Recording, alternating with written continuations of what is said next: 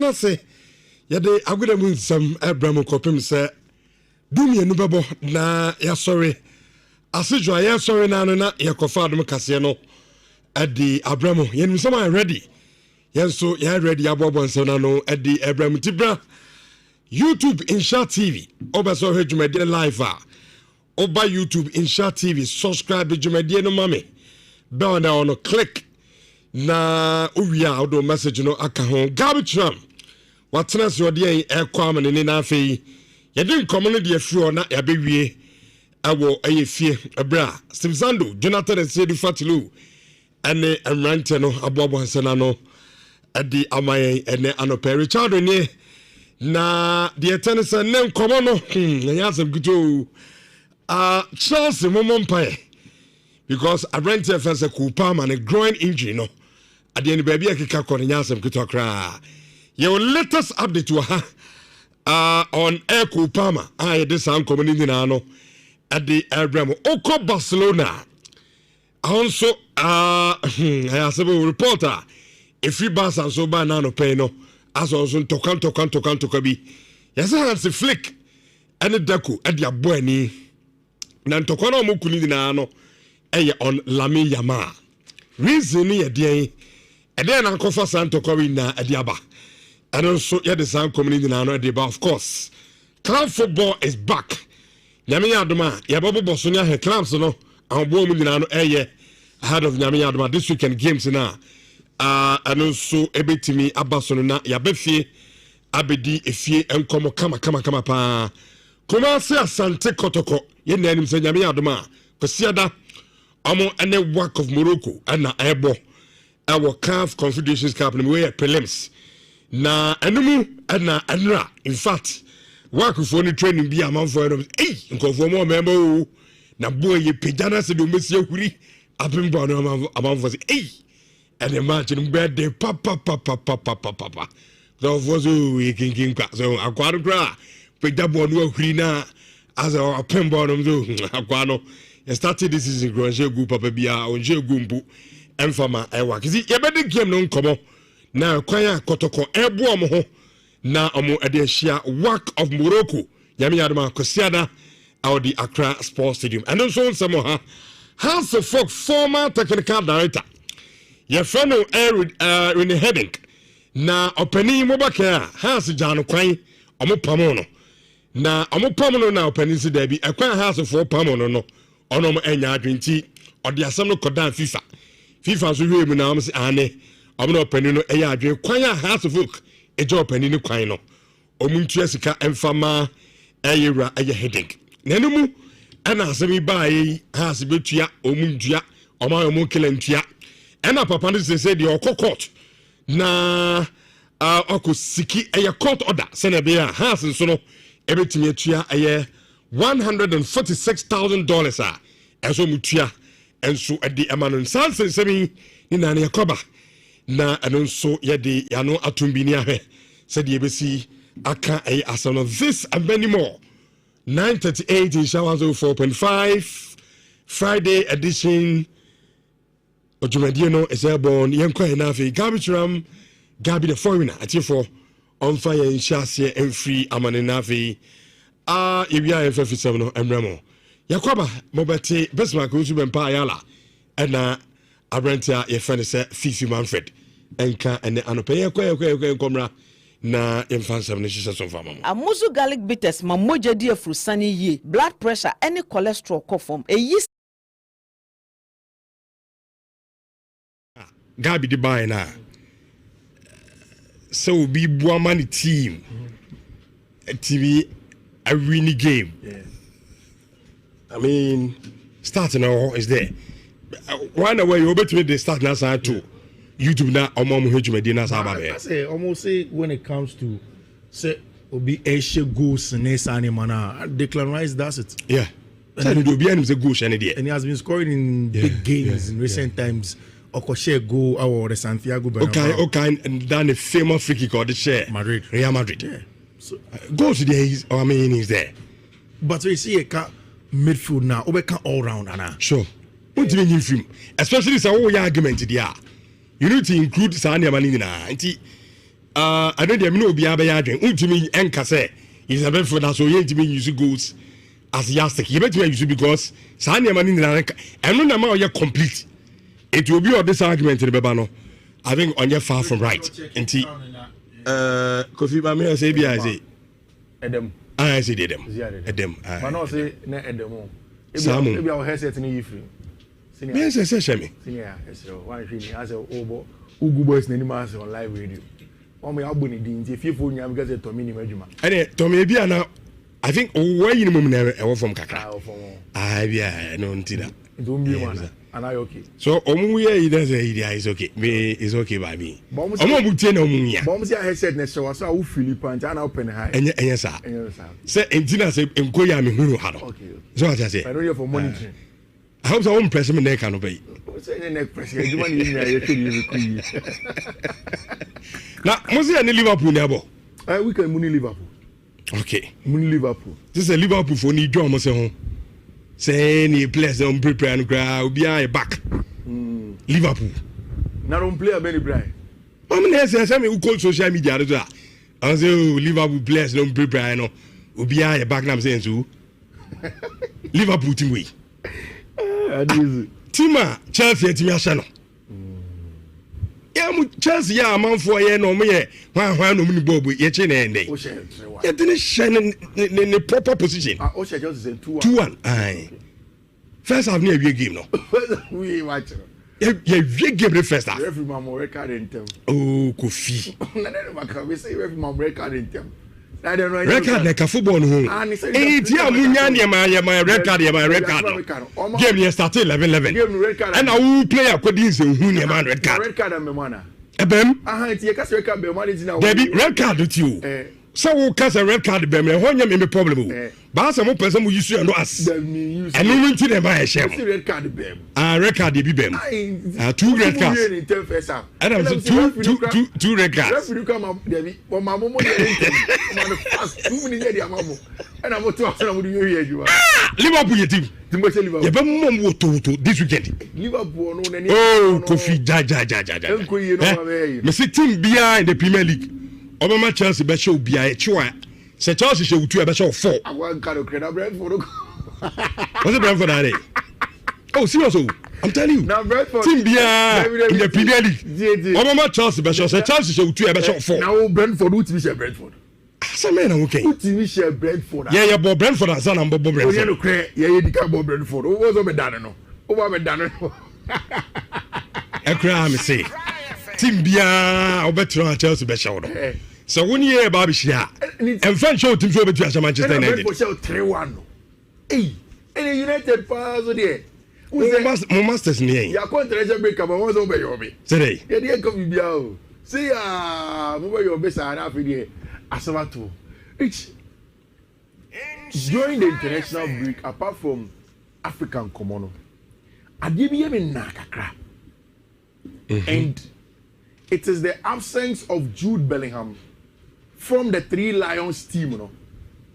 The fact that Abrantia friend Jude Bellingham now we're free some slight shoulder injury are retaining just by the time now Omo international break is a Tommy well 4 time me me boss so no. Asa. Na e form. No, I say there no. Ja fe no abi. Omo me me boss so. Anya he. E manya hwe no. Tommy na gade. Oje ai FIFA club ho ahani. Onfa nipa anya bi mtu de enko. Ko di bonsu ya we umu nipa. Bonsu ya. Eri eje o ka ori azu bizi o.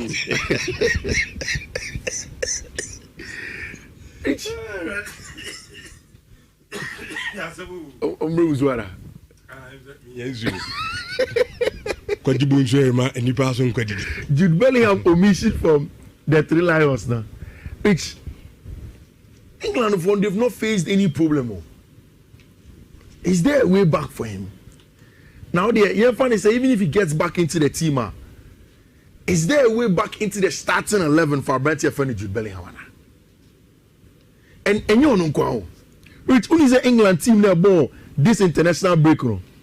The likes of Phil Foden were not 100% featuring in the games. Cole Power is not in the team.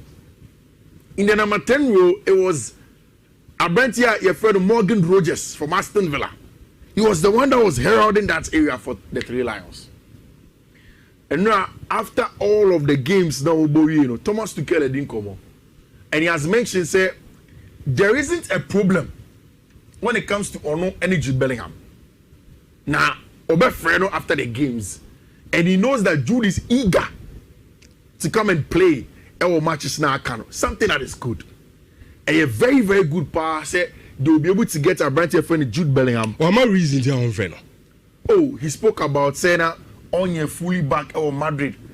Should I no more even enough games at Madrid or buying us just a few more games into it and international break nearby.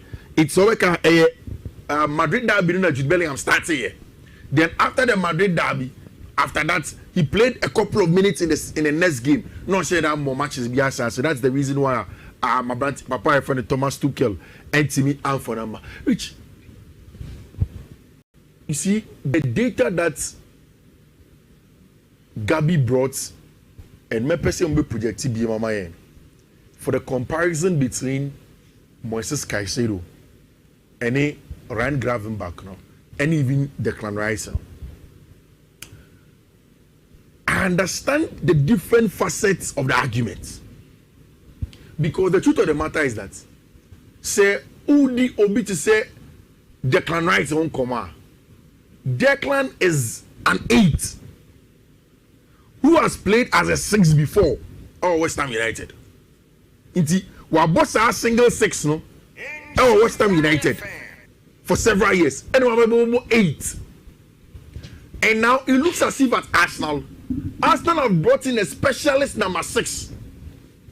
Even last season, when Thomas Partey was there, Partey was doing more than number 6 role, whilst Declan did the box-to-box 8 role. No, into Okoko attacking the opponent's box. No Abanechi, I want no box. Masa so about defend it. I said you money in the team. He did it very well. But in this case, there is a different line in terms of the comparison. No? And for me, it is close to when you ask, okay, Uyi Abantia Freno, Moses Caicedo Siono. Now he Declan Rice Sionoma. There are certain parts of their games that Declan Rice had Moses Caicedo. But there are also certain parts of Moses Caicedo game or yeah, I don't know me creating an analogy Biama say when you describe midfielders in that holding roller, there is a reason in there you see the word holding.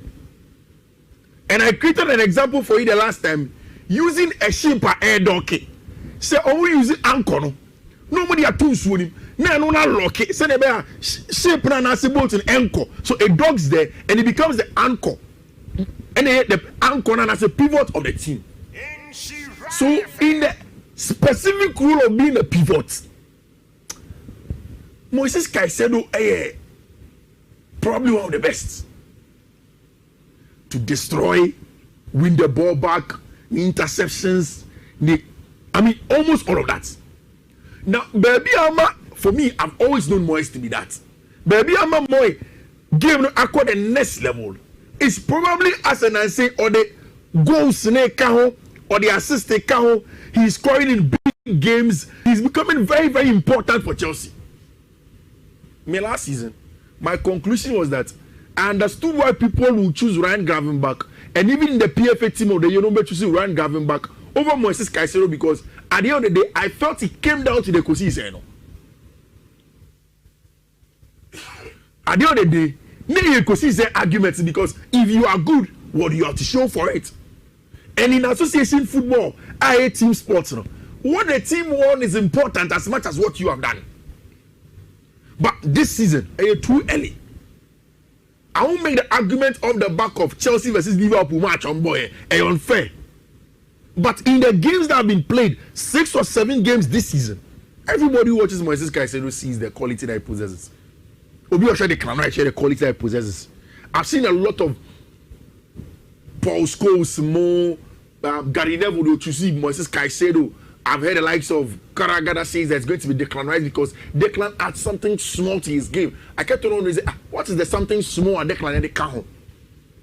But of course, it's about season every year, and then we'll have the conversation about who is it or who is not it. So now, yeah, conversation. Who say ye didn't come ubia? Yeah, ye lay preamble. Yeah, say the hold up role and come on a ye did ya ye no. Because me say the moment they did the best method of Bebano. So a movie from so you hold up. Exactly. So it's a general conversation. A very general. That's what I tell you. That. And then I make a choice say, who your arguments now? The arguments can be based on a lot of things. That's it. It now yes started the record straight. Dear pan on person more ye. Moses say they hold up and answer the best method. Oh, media and something is our premise for the argument. So maybe the analysis to break it down. Almost the best made for them to there be. So we didn't come on be specific. Hey. So be specific in certain rules. Imagine I see a catch or say in all three phases of play. I remember the last time when there was an argument after Ballon d'Or. So between Kofi send beya omo mutie no. Yeah. Obu obeti yen komo no aye dini years pa no. Yeah. The three phases no deani ye kan wasem. Okay. First one ye so Uka regular midfielder or partner so. Yeah. In rows, your ball progression. Okay, so the ball no and a first phase. Okay. Your conformity in ball progression are almost your passes to progress the ball. Yeah. And they want more ball carriers to progress the ball. Assume remote type in exactly. But there are also people can do both. Obi to say Frankie de Jong and Pedro Gonzalez, they can carry the ball. Romeo Lavia see a same. Obetumi asa pass. We are press resistance. It's Ubano. Otimi dropping the shoulder. No way you have free. No as passing ball. These are very good. Now I want to make us say, Moise Caicedo nanka first. You say bubundia, tackles, duels, animal. But he does that too. The numbers are there, and Gabi showed it. Watch that. Chelsea have not played for large parts with Moise Caicedo, with Romeo Lavia next to him, and even the last game at Chelsea Liverpool, boy, you know. Chelsea played Romeo Lavia rather as an attacking 8 and a Caicedo as a holding 6. It's now Caicedo gave no metamorphosis to the extent that he can do the first phase evading of press and then playing out from the back in terms of ball progression. 2. When you talk about the progressive phase and it's area, you go to the second phase of ball progression, which is connecting the defense or the first phase to the attack, which is the midfield area, so connection. Then there is a final third. It's the reason why it's here. And then again, the people that at the beginning don't make us say, oh, Caicedo when they can rise because their connection goes. Now the people that have Caicedo side are saying that in the final third now, Caicedo is influential, he's scoring goals.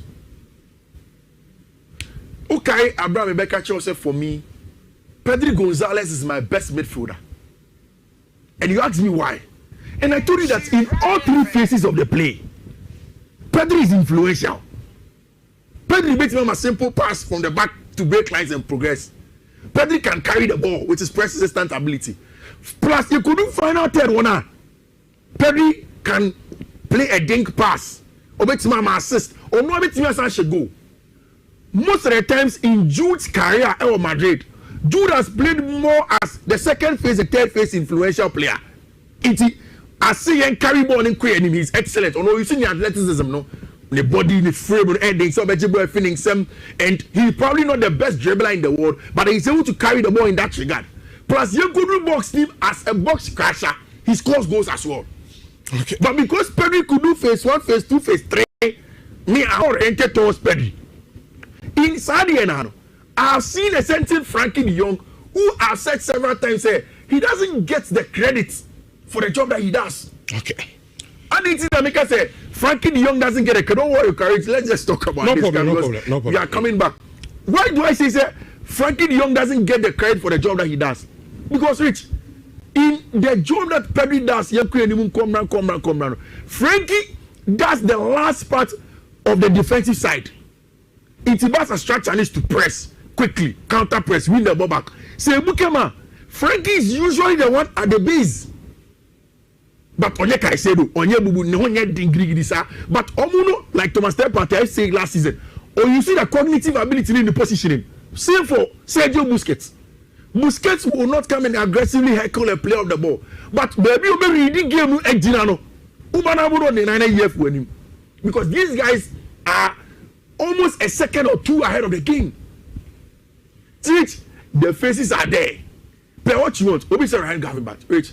Ryan has all the skill sets, all the profile, all the attributes to be the best midfielder in the world. Because now Ryan Emba is a 6-0. Maybe because he had gone through the Dutch education of football in Italy, he had learned those rules. But at Bayern, when he went there, it wasn't to be a 6. He went there to go and be an 8, box to box. Because the whole day, Obetimi athletic, Obetimi Kwaba, Obetimi cover ground, you come and score goals. He's physical, Obetimi Bohedes, or she goals so. But under Anna's first season, when Anna did not get the players that they wanted, and even at the Dragon Club the last season, when he didn't get the players that he wanted, he forced to play Ryan Gavin as a 6 and holding. And allowed Alexis McAllister to do the job next to him. Until every time he will do the 8 box to box, but back to was holding 6. So interesting. A lot of things can influence them, and then a bit near Jude. The pendulum may swing over 6 months performance of another player. Yeah, call the horn, and that's the beauty of football. Which at the end of football, then it's a perspective. And perspectives make great men. Exciting. So Obi the Yeni say, Mimi who ni say? Pedri say me who ni say because me go for Mekai after Ballon d'Or, it say the best midfielder. Pedri, in my opinion. But somebody asked me this question after Ballon d'Or.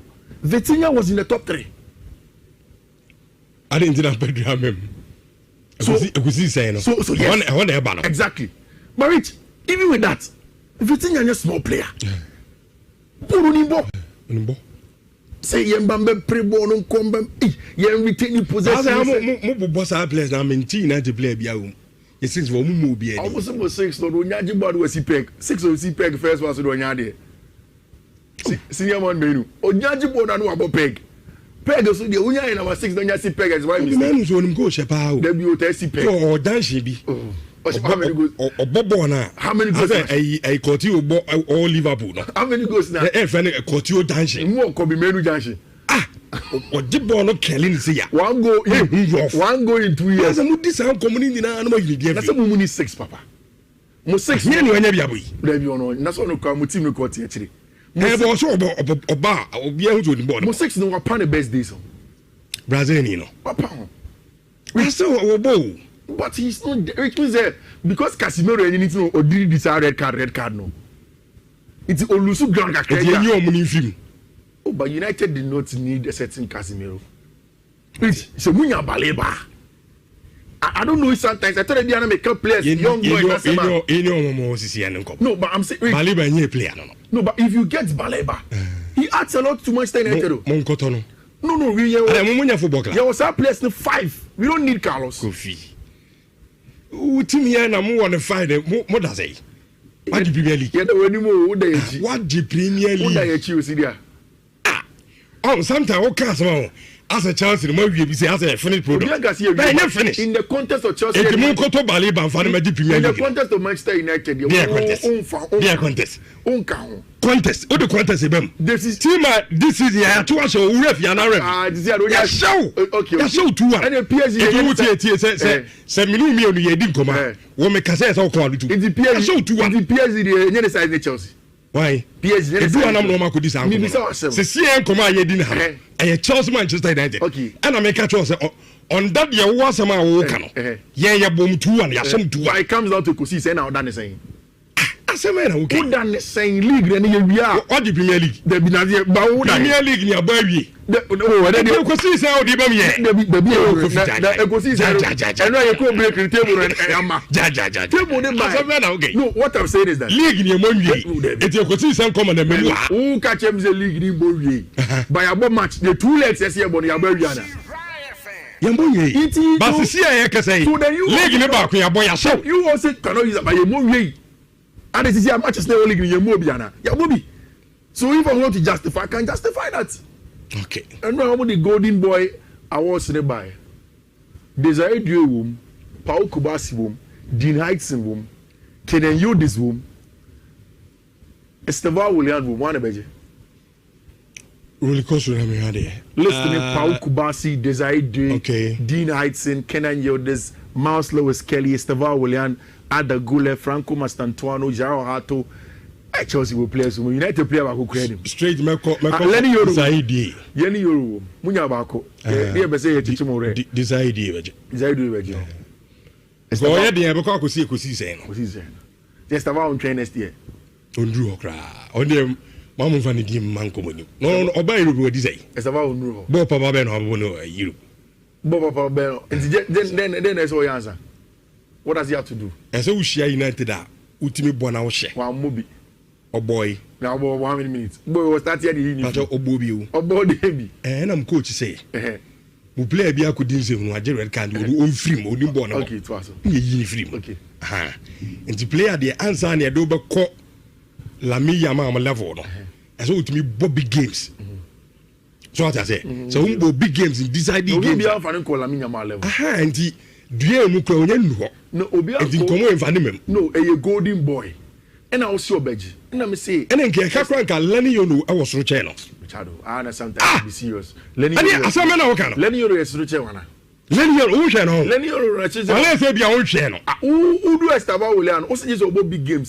Now about Lenny Yoro Champions League, Chrome will be my United. That also say, as on Mumia, own channel. Only what's the son go post. Muko German, Muko Jay. A co German, Jay. You lose to one. I lose to one. Next of our. I next of our about second half. When to be answer Sanima. Obamusa went to my Sanima. And enjoy Barcelona, Paris Saint-Germain, just a team of Guana. You be and I Chelsea, they are not Paris because they have lost two. It's me Fatima lose Lucy. On what any fear you're born a 3-1 last minute, say 2-1. Or try on me a channel. But in the end, they are own cat. Only number 6. Cocoto number 6 nibi. Edua ase eye Chelsea kwenti umbra once in yan country after you force one of umbra once ya go you to be cast be pa o na so oni number team any number 6 team uditi wo say wa kasam na sa ba chichire ho oni team bi ko bo ni number 6 oni hold up say yes we be hold their play on dream finish no make sure so na be jibo be open and attack on ade na ye ni bi yes to your shell so much and then you team na dey team no team na pa and think you guys am team na mo share put me Chelsea yes o ya dey Kofi wasa masa pie na ko ayala we bra na Kofi wo utimi share utimi ka se bia bi utimi share on the aya dey maybe dey make you make catch wo yeah share unti any problem e dey no na yeah share Liverpool this ya me adoma Sunday and one na be di one dey akoko oh yeah no but the person say see en common dey ya share muti ya dey share mo see en common Sunday ya be share Liverpool ba Kofi say akwena me hwan you Benjamin Sesko do akwane striker wo ye ni Aisana wo hebi Benjamin Sesko ye striker da be Kofi ja be wo ye striker da be akwena me sen kan fan koi say Premier League no hu ni bo Benjamin Sesko ono ne dey ko wie Liverpool man nti Benjamin Sesko yem fa so na yem ayala bra Benjamin Sesko ko wie Liverpool be aduma ye di ko wie aduma no Wanford okay so oba ye no say Premier League no hu ni bo it was so oba ka me kwa so mo fa nko but see me convince he's the best striker currently of Premier League the best striker Nyaminto super why you see and na me catch from Dave say the driver say usuba ni bia say ya na oye okay say ya na oye na ya samo yo mate mo na muguta the best number 6 mo na ewiase na the best club in the world ya chem 2-1 anti bibia no abetumi aka me ya mti hei ebe be ya da ewie ya chem nti ati for moment to me dey no na yala emfa enko na afi yin kwamra fi me di efi nkomo no na gabi di buy na so be buamani team TV a winning game I mean starting all is there one way you bet the start na sa to YouTube na omom hejumedi na sa ba be say almost say when it comes to say obi eshe goals next animal na Declan that's it yeah and do be any say goals any there and he has been scoring in big games in recent times Okoshe go our the Santiago Bernabeu okay and then a famous free kick or the share Madrid Real Madrid yeah so goals there is I mean is there But we see a midfield now, we can all round now. Sure. What do you mean film? Especially this whole argument there. You need to include Sanya Manina. I don't know be able to do me and Casse. Is a bit for that so you to me use goals as yastic. You better use because Sanya Manina and no amount you're complete. It will be on this argument in the Babano. I think on your far from right. And Kofi Bame say be I say Edem. I say them. Edem. I know say na Edem. Samu. Maybe our headset in you free. Yes, I say me. Senior, so one thing I say Obo Ugu boys na anima on live radio. One me abuni din if you phone because it to me ni madwuma. And to me be na I think where you mum na e from kakra. Ah bia no ntina. It won't be one. And I okay. So omu ye either say is okay. Me is okay by me. Omu butie na omu ya. Bomb say headset na show so u Philip and I open high. Enya sa. Say entina say enko ya me hunu ha no. Okay. So what I say? I don't hear for monitoring. I hope so press me neck can obey. Say neck press. You want you you Now, must you any Liverpool never? We can money Liverpool. Okay. Money Liverpool. This is a Liverpool for need drama say home. Say any place don't prepare and cry be a back. Liverpool. Now don't play a very bright. I mean say me who call social media as well. I say Liverpool players don't prepare no. Obi a back na say so. Liverpool team we. Tima Chelsea team asano. Yeah, Chelsea ya man for ye no me hwan no mini bobu ye che na ende. You didn't shine in the proper position. O she just say 2-1. 2-1. Aye. First half near a game no. We watch. Yeah, game the first half. Referee man record in them. Oh, Kofi. Na dem ka we say referee man record in them. I don't know. Record na ka football no. Eh ti amunya ne my record my record. Game ye start 11-11. Game record. And a player kodin say hu ne man record. Record am me mana. Ebem. Aha ti ye ka say record be man ti na. Debi record with you. So we can say red card be me ho nya me problem. Ba say mo person mo use you no as. And no mean to them by shame. Red card be. Red card be bem. 2 red cards. And I'm two red cards. Referee come up Debi. But my momo dey man fast 2 minutes dey amamo. And I'm to ask am do you hear you. Liverpool your team. Liverpool. You be mom wo to this weekend. Liverpool no na. Oh, Kofi ja. Me see team bia in the Premier League. Obama Chelsea be show bia e chwa. Se Chelsea show 2 be show 4. I want kind of credit Brentford. What's the Brentford are they? Oh, serious. I'm telling you. Now Brentford. Team bia in the Premier League. Obama Chelsea be show. Se Chelsea show 2 be show 4. Now Brentford who team share Brentford. Say man okay. Who team share Brentford? Yeah, but Brentford and San and Bob Brentford. Oh, you know credit. Yeah, you can Bob Brentford. Who was over done no? Over done no. E cry me say. Team bia obetra Chelsea be show no. So when you hear about share, and fan show team so betu Manchester United. For show 3-1. Hey, and United pass there. Mo masters ni. Ya contract break but what's over your me. Today. Yeah, dey come bia o. See mo be your best and after there. Asabato. During the international break apart from African Common. Ade bi me na kakra.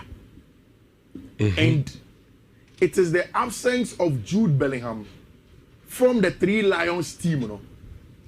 The fact that Abrantia friend Jude Bellingham now we're free some slight shoulder injury are retaining just by the time now Omo international break is a Tommy well for time me boss so no. What's that? Na e form. No, I say je ono. Je fe no abi. Me boss so. Anya he. Manya no. Tommy na gade. Oje ai FIFA club ho ahani. Onfa nipa anya bi biem tu de enko. Ko di bonsu ya we umu nipa. Bonsu ya. Ele je o ka ri azu bizi o.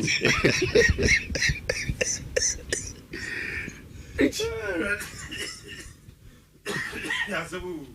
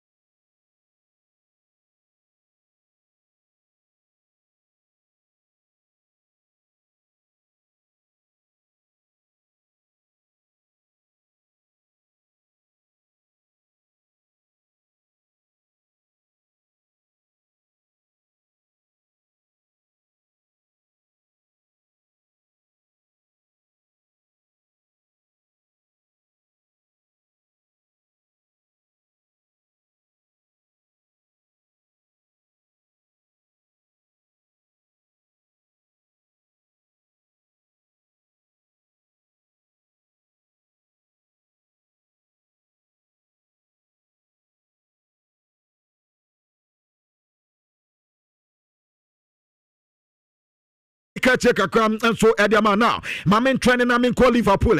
Who call Liverpool Bobocona up the time in second. Yes, Liverpool sir. Since one player Muhianum account in a month of Bepato January. Aya Branta the adding Nico Williams. Na Nico Williams from Etase, Womunya Katina. In fact, on the pay a partner, Oma prepare 78 million pounds. 78 million pounds. I know, I score my prepare. Almost say, woman in home pese, Alexander Isak, Mohamed Salah, from the vet, and after Nico Williams away, and so Domus so more per away, Masania Baya, and Yaman Subet me Ayakama, Eddie Amomo, a reporter, a total Edmund Sanano Peno, Eddie on Comaca, and so Eddie Adamo, away and Chisahodoso, not Miko FIFA Kate, with him say under 20, World Cup, Ecoswa, Sicania, Quenya, Argentina, and Morocco, our final, after some Morocco for Ometima Argentina, now Omantim, under 20 World Cup, no, Eddie Somana, so yes, FIFA, as I say, introduce Yama, and no Saniama, Koya, World Cup, no, and the 2026 year, Quabra answer Vano, Oma, BBC, incident to be bar, na Quotis Nijna Talaho, Ubonso Marco for Visha, no cat as a massa, Muma Van in co review, Ubonse players no Midna Park in the Swa, no Pedomonsa Va near the day, na Uko Aya FIFA, World Cup for under 20 year at Odaya, Omasa say I try as Kakra, na one saw Mocha say pilot in Sa, na William say Adianon Peso Mubium Pa, Sana Vano Omuyano, Quabra Omase Va challenge, and Omadi Emma coaches no, na Omo Casa, Womu Yusuf for Vano, Baku a blue niante, and the Quabra Yawo a team Adia, and Yawo a team Bidia, and to a team Adiano, a team Baku dia team, a B dia team Baku dia, and Yabo Bona Quabra incidents biba, not we a quote, Nana say official the other club, not Mujidi ye passe, and so much challenging Raffino, I'm a Raffi Coffee Echo Heva, Quabra non so be Pejada Coso,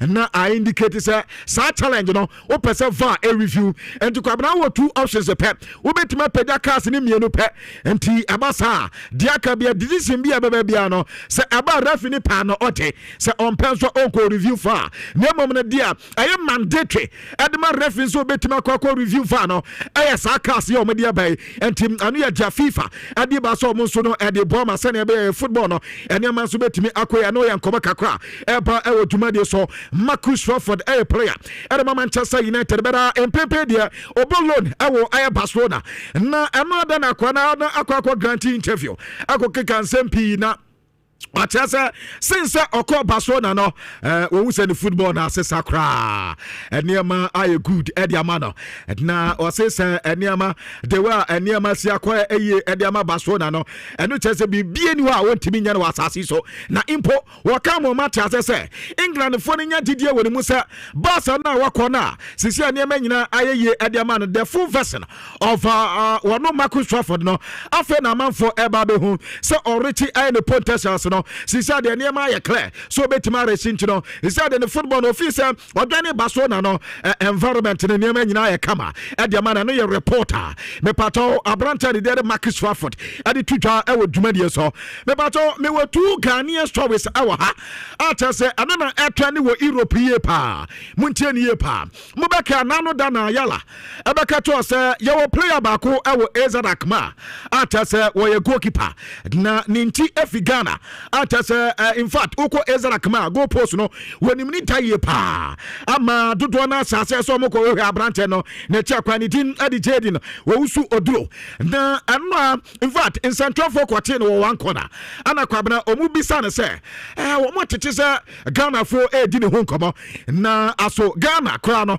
woni Black Stars ni ya nana ko ba say Ghana efe no be kwa na no so nyame anim nie wonyan take decision bia say Ghana fe no beba ana so ma impempen de wonya nwene bibia ho so obeko so onkwade de se ne ye bisa na anya de so no ebetimi ayi ano se bia obeba ana se oma ana ye bisa so no ogidi ye paso ye Ghana ni ana no so yes o ye Ghana ni no bisa se so ye Ghana de Black Stars no wadi a chire kakra na players ben na ni momu ye pa a che se wo ma na ebia obetimi ase unkran ama obetimi de o ma ye nyina so se bia obetimi adwane Black Stars no ana so players a woni mo sa no de Ayu brothers no Jordan Ayu anafe Andri Ayu anafe the legendary boy Mr. Trey Asamoah in fact where players are na branch the daddy Jaden owusu oduro enso ebo mu din say where players onimom Black Stars nim ye atasa wata ehwe mu ye pa atasa wone ne papa nyina tena TV ho no mo ha ade say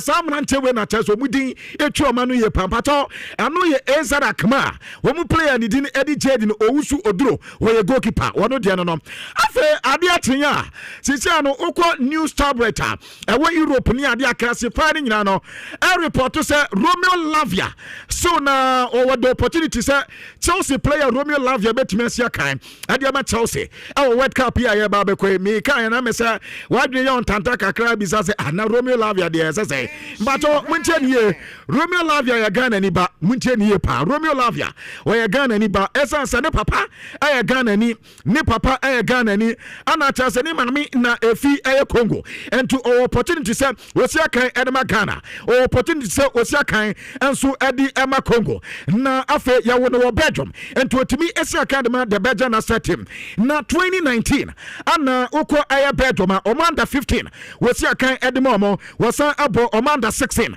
na akazepa ne dia wonsa da amo game pa esubia amfama aya Belgium no emom 2023 ana bedo mano eto mo nsa ede fe no eno UEFA 2024 qualified matches ano mo ebo ana afe wo mo afren was friendly match against Germany ana test wo mo fe wo kwabna ne kuro wo mo say the reason why ntia wo ye eligible so be sia kan de ma Ghana ye say friendly match ni mom ana obobi ento on say double competitive game bia papa bia afa ma bedroom for no enti omo game omo ni Germany boy ata say ekoko ye 3-2 no me pato obamu as a substitute of the bench ana test obemo enti ema no ho akwanya so Branton decide say ne Ghana corner say Romeo Lavia so be sia kan e de ama Ghana e World Cup Branton no ebetima ba be sia kan e de ama Ghana enti meti sa say we na kwabna me ya say me bisa boys say we de edi katia mo de no na o kan boys say o edi katia de obu hia no o kan kaluma so no do o so o do de o mo de o do e de be kwabna Romeo Lavia de obi ase eye fifi one de na nkomanya Romeo Lavia pa ne Thomas Partey anase ebia kwazi sibo ewo fifi o mo tese kombo ne be kama panti kwabna Romeo Lavia de obi ase ho obi ase ye konko ampanti no ene we de cat adwuma de mutimi de me say ayi ne de mbenya to am ayi ne de me say obenya to am ati no ade de fi Romeo Lavia akati di ba adwuma de so na no pay me pretre kakra enso edama now mamenko basa akoda we so na kate akoda mako in fact board do ni po ye pa ne wonsam na say ando so pa lami yamai sabi anya ma asem na yebuo ho asem obi abeka lami yama wasem omu ade obi abeka wasem opema tuma akoda we so ade wusu so ye nya sampato de abanie yafasa against Paris Saint-Germain na abrante no ewo musa Hansi Flick empese obebo bidie emom yaze baso na mpemfo ne nkanka deko afra Hansi Flick atan say what the kwatna bento man mo na why na opeso start game no kwabna de chance yes part to some bebo game no abrante na return to training time na yes Hansi Flick so ade a wagidi ye pa ayese say player wa ma training time na yes ya ma fine kwabna was ya ma fine yes kan obetua no player no hada enya bibi amfiri emom no aso man bibi a player na ebe kai no say yes oba training time ti say Barca ho yi say one ma training time a drawing man de wu mobi match wo wani manya de so bebobi wodi bi aye Marcus Rashford wodi bi aye Hafinya edu chama nkwan so na Barcelona pay for that friends akwande ye fane ntra be ti no chama hweni ye makoda ne mo and yes again PH na ni kwan sa akoda ne ebo sa game ni bi because we are returning to training time na yes after the game no ana yes Hansi Flick ko pay for no kato mzamaza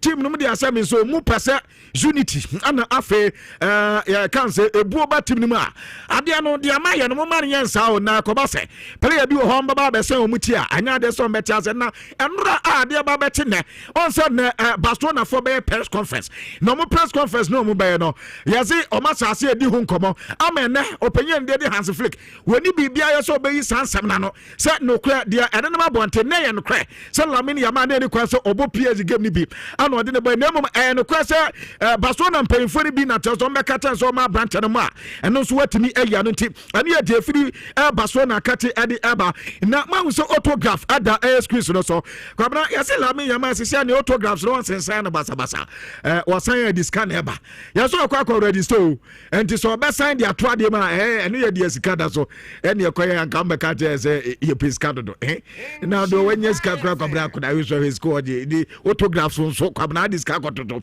isi ayese Lamine Yamal so be friend na watchu Jesu no wa ba watabum ewo wati se onsan kwabra enye yize sa sisi ano osan a meta sesika enso da so nti mate se ne oni companies awdo ni bi edin komo ata se yaze se a go to na ta se omutimi enso sen ase assign autograph ni ditum so ono anka na personal one a kwabra ene omo ye ntade ne ade no obe sign dia tutum na ta se amanfo etimi atoto no ye dia Lamine Yamal efi na kate edi eba ewo dwumadie so na oko aye yuka yesi omo prime minister opinion ni din enso aye stame yesi nano da ana in fact no ana okoka se Maccabi Tel Aviv one say omo eba Aston Villa na Villa Park omo na Aston Villa ba be siakan na no pains anglofo idie omo na mo de supporters aba enya anglofo na ese no so o ka hwe omo ntia say to kwafwe enya omo no so no no so Davi in fact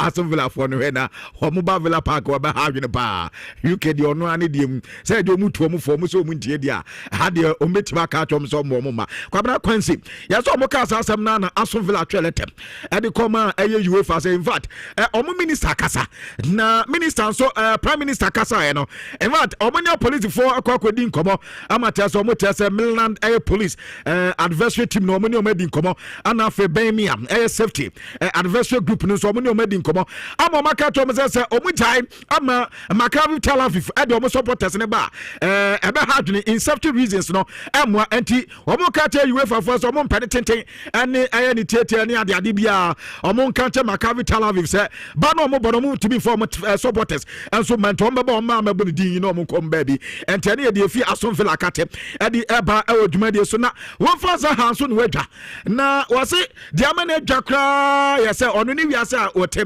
ade ye na hipa ye say ni padodo akoye ade na wa hwe ono kwa na wa bodi di wom ade e visa won fa za hasa be na aba ano se Jean-Philippe Mateta wo wanyina na do de no mo frɛ o e ba France na satim na akɔbɔ kakra akɔbɔ e kɔse egu atese wo sa mansa to nwom frɛ akɔtena ba bi keka sɛ wono evo vaza hakwan tama no Crystal Palace kwan na wo sere sɛ the final satim ento mo nsa emfa na za ha se de ye na bufu kra wo sɛ disgusting sa kwan no ebɛbɔ nanim ebɛbɔ di din very annoying din to akasa sɛ kwabra sɛ nipa du nipa 10 ana no mo dressing room ho ana mo di nkoba kwabra sɛ nkoma no kra enye serious bia ayagudie ana na teso mu dia saa time no so abranta ono Philippe Mateta kasa ne ya sɛ France na setim ne ento mo nsa emfa na won for za sɛ so mo nyina ni pattern no sɛ na o kisa paza kwa na sɛ wunya bi mo nti no ibesi den na wo mafro na ani mo hu de oda ho ana Karim Benzema ana obekwa akotu Benzema na sɛ kwabra sɛ gade ma kawi aso wo fa za sɛ sani akwa ni sika na enya ne kano no kwabra so no omudi agro keke agro no omudi di na nka nkwa de wo sha sɛ so obodi di no anka bote ni nyine wo bo no nkwa di matese pia bonta ma na yɛ sɛ ono wo fa zaha no na oton Jean-Philippe Mateta dabi oso onta no da na ohwe kwa pa sa atam no mo kwa na yɛ sɛ wono ko no nya bi ba sa na mani ɛsɛ da ndu bi ko na wo complain enti sa atam na koda ne ka yɛ ne yɛ pa enti ono oba ba yi ni ho no enti ano yɛ baby asansam no ɛno nso akwakodu na no pɛ no yɛ ka che kakra ɛdi ama wanchehia wo do so na mpato Afonso Davis reporter Vincent Company Eddie Eba at say what's up brand ni plano I saw by January na ne ho and so etimiato so nya pa anka obeba before say January and so Eba ni Vincent Company ni head coach Adama Bayan na owie ana ote say omo des classic and so ebo classic game no against Borussia Dortmund na also ma pepe ye pa essence sisa Borussia Dortmund ho mo ball no mo ball any the woman see asate season na wait league table no so dia wa ya won fa bu emfa mo better and profane wetimi ye pa say who gurase mo ho ana fe o matire o mo experience players office game na mu be timi ayedin ye pa na ano na slot see enka mo bi anta say no kre Alexander Isaac no on header hit ya kwabna o say akaki tuwe bi na wadu ni fitness level nti amafo be hu ni ye ewo Liverpool bobo kwede no koma kakran so Anslot Liverpool head coach Eddie Ebana Enzo Maresca Chelsea head coach another was all wrong and you be say wrong be no so say first no obaka se kopa ma ho ato na anza kwabna se say wa hwani ye kra 6 weeks na aka kwabna was all wrong 6 weeks anaka se kopa ma ho betimi ato no and the kopa ma be hia 6 weeks ansana abrante no beba wetimi abenti bajo Chelsea for no ane ye de abenti ye ho hia ade ne enye ye say Jordan Pickford akwa me ka no ho asem no ya wa kwasa 4 years contract adi ama Aston Villa anti ekoma kakra de say ya kan say okọ Barcelona nso akodakodro na ye fa no duro no ne din de Pedro Fernandez Sarmiento duro ana dodo na afra no yesi isi ade mu abie say Barcelona players dodo no prepraba yeso mu game do mani magainst Olympiacos kra no la Cristo betimesi akan enso de amomlami yama de ndem aye de amamu chese awodo nyina enso na Anslot enso no ba ko bia wodi twam yese omu ni mu game no against Manchester United kwabna o say ohwe eya de no so game adodo person be hwe pa eno no because munni wo mu game ni the game mu be din pa na wa prepare we Manchester din wa hwe ya obeka se Manchester nya de bet ball na Manchester bono enye easy cranty on there wakam obi atase se a full package anomodi ba be sia Manchester United o ma prepare ye pa enti kwabna enya fi no be yan so Manchester de omoni mu bo aboni ye no mo 76 mawu sam pantinesia anomode ebom nti kwabna hwesu na migira na mede nkrofa ma so nsem no eds I love the fact say an Anslot na anka say so only big team na bobo okay because on throw match Chelsea show ni bi due so abi du anum so o be Manchester United okay nya allowed so what I say Chelsea for no mo shame no o mo masters ni okay ya ti e ba kwa koto o mo eno mbe hiem pa no mbe boni gidi this weekend anya asem keto na ko pa ma mo say aka 6 weeks 6 weeks me piti mo adan say Estavao afa no ma va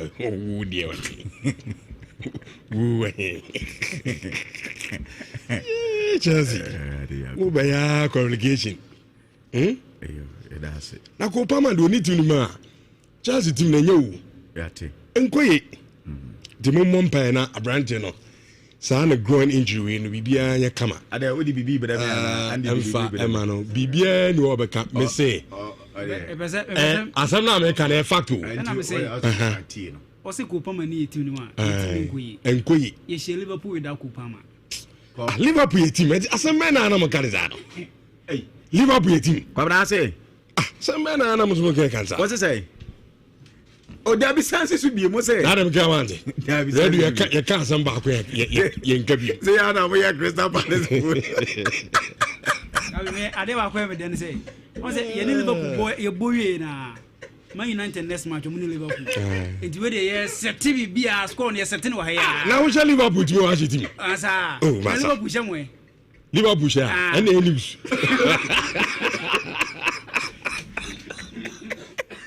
yo kabra ya fancy about kabra as a beginning besa se meka se ene show ni ya event manager na event na me de man Eric Kumbev action kote and the show ni na action the anti yentu aso inshallah 4.5 say Liverpool to my Chelsea team we are ntimi mo bra papa bia shawa nye so na ho edu aba bedu aso se na o be ntimi nya ati ase ti ahunsa no no yɛnyɛ na yɛmfa dwumadie no ɛnto so ɛmfama but my mum so say kumfo Asantema ready for the showdown.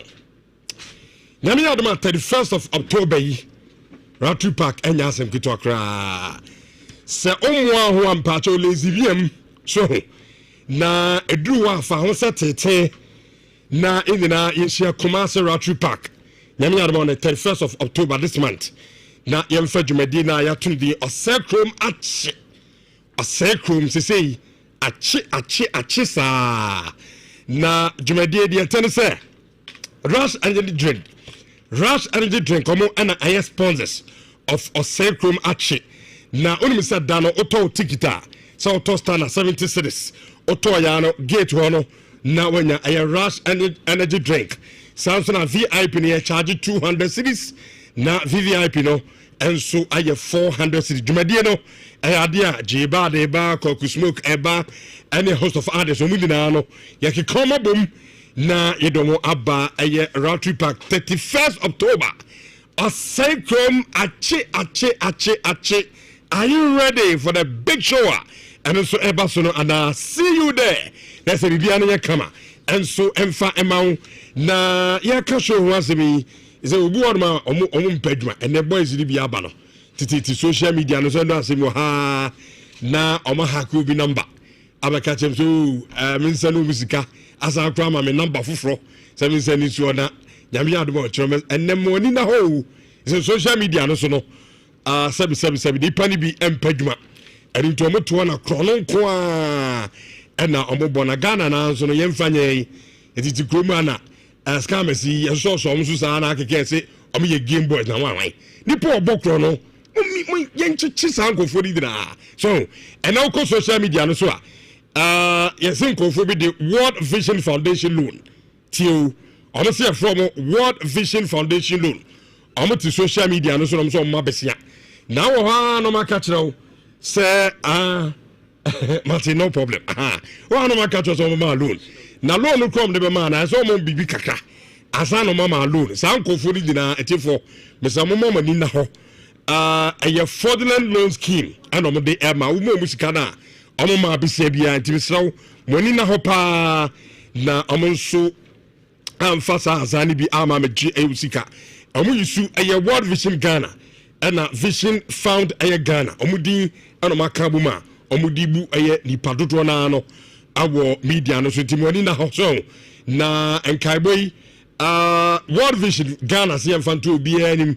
So mumu bia to me krata omon country bia se omalone and it bia sa ba na oma police force no etimi ache no me ba cho friend number 0509823962 me ba cho friend sana mani sisi in case of say unya message bi sa na sa nkofo ni na ye nchi omo emfa emfri eye Ghana ha ma yenko Alaska Star Enterprise na yenko to enema e be sisi ye dem and your office would be a make us a walk behind dying was you fear we what you new officer as so sits your na emiti standards and be a rubber no so also oh yeah Jumason the part Alaska Star Enterprise and American for them from a wallpaper the design holding and a painting and said be so unya wallpaper now they design and also they are over 20 years so na ho efe e come blanket and open material ketina when sabetimi akabi we mfedio so edna your eco panel Samsung best silent sofa cover decorative watches ivat bibia de besesi dem no oko Alaska Star Enterprise na onso akwa akogibia ma bibia no aye kama pa edi amaw awo aye bibia awo enti de obeya ne se de obekọ adum Mrs. Anache Plaza a dynamo building in first floor ho anya wa mutie awo enkam nko circle tiptoe lane me ba cho friend number 0256330075 me pa cho na unsu sesi dem ema honso no enye krabehwe kamfo se ba mesha aye bibidura ewo dwaso na diabetes ena enha wo BP me pa cho se kakra bia na edo akwa akoto so to wa hwe beduru mebi no bekun pa cho akoto dura ya to ni din kamfo se ba mesha na yade ya infections how oba na aye be medura nyuna otekata to sa na ade ache me patch wadru camphor seba mesha ota complaining of pains honam ya wuya me patch to bi wa wo adwuma de pa no kotobi nanom na honam ya wo ni nyina no onti enso ebiem adro no confidence sie ya ebi o Colinac Herba Habme Pharmacy Gilico Pharmaceuticals our Santase Konongo Brekum nkoko ani sunya nyina no me patch wo kwa on sabitimi aka adro ni bi 0245 455 740 na mono eni eye enkomo se ewiase no ekonanim na ekonanim no so no eni ama bibiri esesa kane no ozana computer no and said na hu nse dan hia gidigidi yes dan hia o na hu hia but enye tisa ne is the computer no hu hia pa so person usunya adwuma eye dia me pacho ese usua computer so wa ye wadwuma ana okoyo obi enso adwuma ena na no peme kanfo Uniat Practical Institute adiama o say also ko na kosua computer onim de na beboa ye pa so ye graduate ana onye graduate obu ha computer no mu kakra obu so awuni mu kra mu ndina akonya awo ho a okọ Uniat ye be kyerɛw ama also computer yi wo hu eye pa yan courses bebre about data analytics you bet your networks and cyber security engineering, computer basics and office administration, design technology with drone piloting, software engineering, computer hardware and mobile phone technician.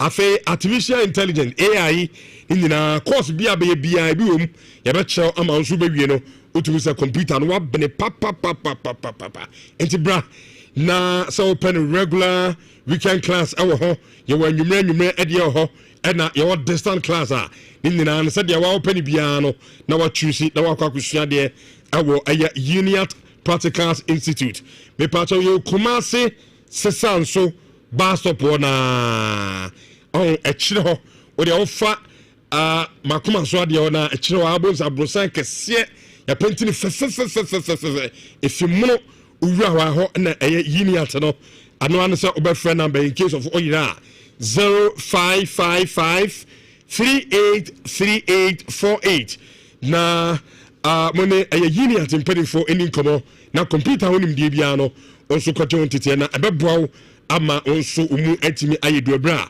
ope adwuma answer commanding and engineering training school me pato ye wo oboase zongo ye ho se kesepa wood free chiri outside of Boas and our Babenya baby, Edutia to now so Babishia dear, and then I'll be sure one dear, Ubishia, forklift, wheel loader, backhoe, grader, excavator, dump truck, said the Nina and so pretino, and here when opposite running to mining, and our construction, the air warden and fabrication, Nina, our harm a patch of Conyano at the Oba, also to me about Babishia dear, na abwa yepa e school ba ko wie ya obenya adwuma enso aya salary no enso soro kama pa 3 months no wie 200 cities now the registration fee oboase zongo na yewo highs and board na chi wono mo pe and also the friend awo 0539 732 766 ano e number obetimi ene yen edin komo ye de we na etwato na afei ya shan komo na se edi amamo from Amwa Automobile na atie for the ten say amo say oye car dealer na wutie show ya okra cars if you abruchiri ana bi kura wo no wo abruchiri na wo the car na bagana na Ghanaian counterpart no so no o ma take it from there no mo so ha ye bibia kama mo safo ni dina no o the car na bi a wo turn no abruchiri no accident car ana bi kura wo de share condemn na mo e be du Ghana ha no enya problem kakran say then be wo ho I will say oye kan no adwuma ansa na abeto ana so be isu a onso watimi ayisu ntika no o do the share container now be you from Tama na drive straight to Apemso Fair Junction if you na di kan na awa ana amwa enso wo me pacho eba car no ne body works ye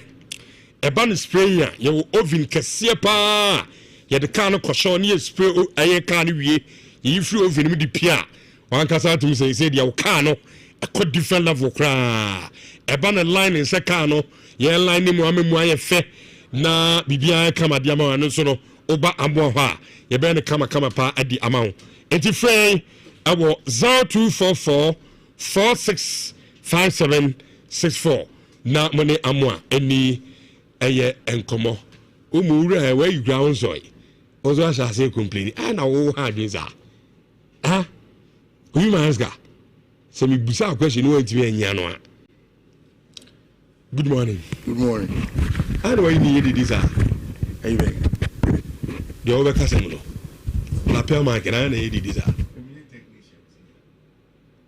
as a last one it's serious business wow esa na o tweet yaso any fan was the bomb one moment I made a na we no ava mo me onu me dey am ha no me jira me time I no we European ma me jira ati I dey here and good morning what to say no yeah pa hey from the visa za hu the Manchester United vim na unya we vim ai the Arkansas say mo be Chelsea game no do you want to be share yeah no Chelsea di o na ai all champions okay this is world champion and I want to be team at Chelsea ashano and simple which one of my friends inspiration free and that Chelsea game okay and then you put in baby by you sure aye na who say about Friday after the international break and then weekend the Bible games now. I want us to look at clubs, no player ben and no one can animal. Which and I don't pay managers need to be on pre-match press conference. There is something really interesting, and I want to indulge you. Barca will bear 6 or 5 players out. Chelsea are getting close to that number.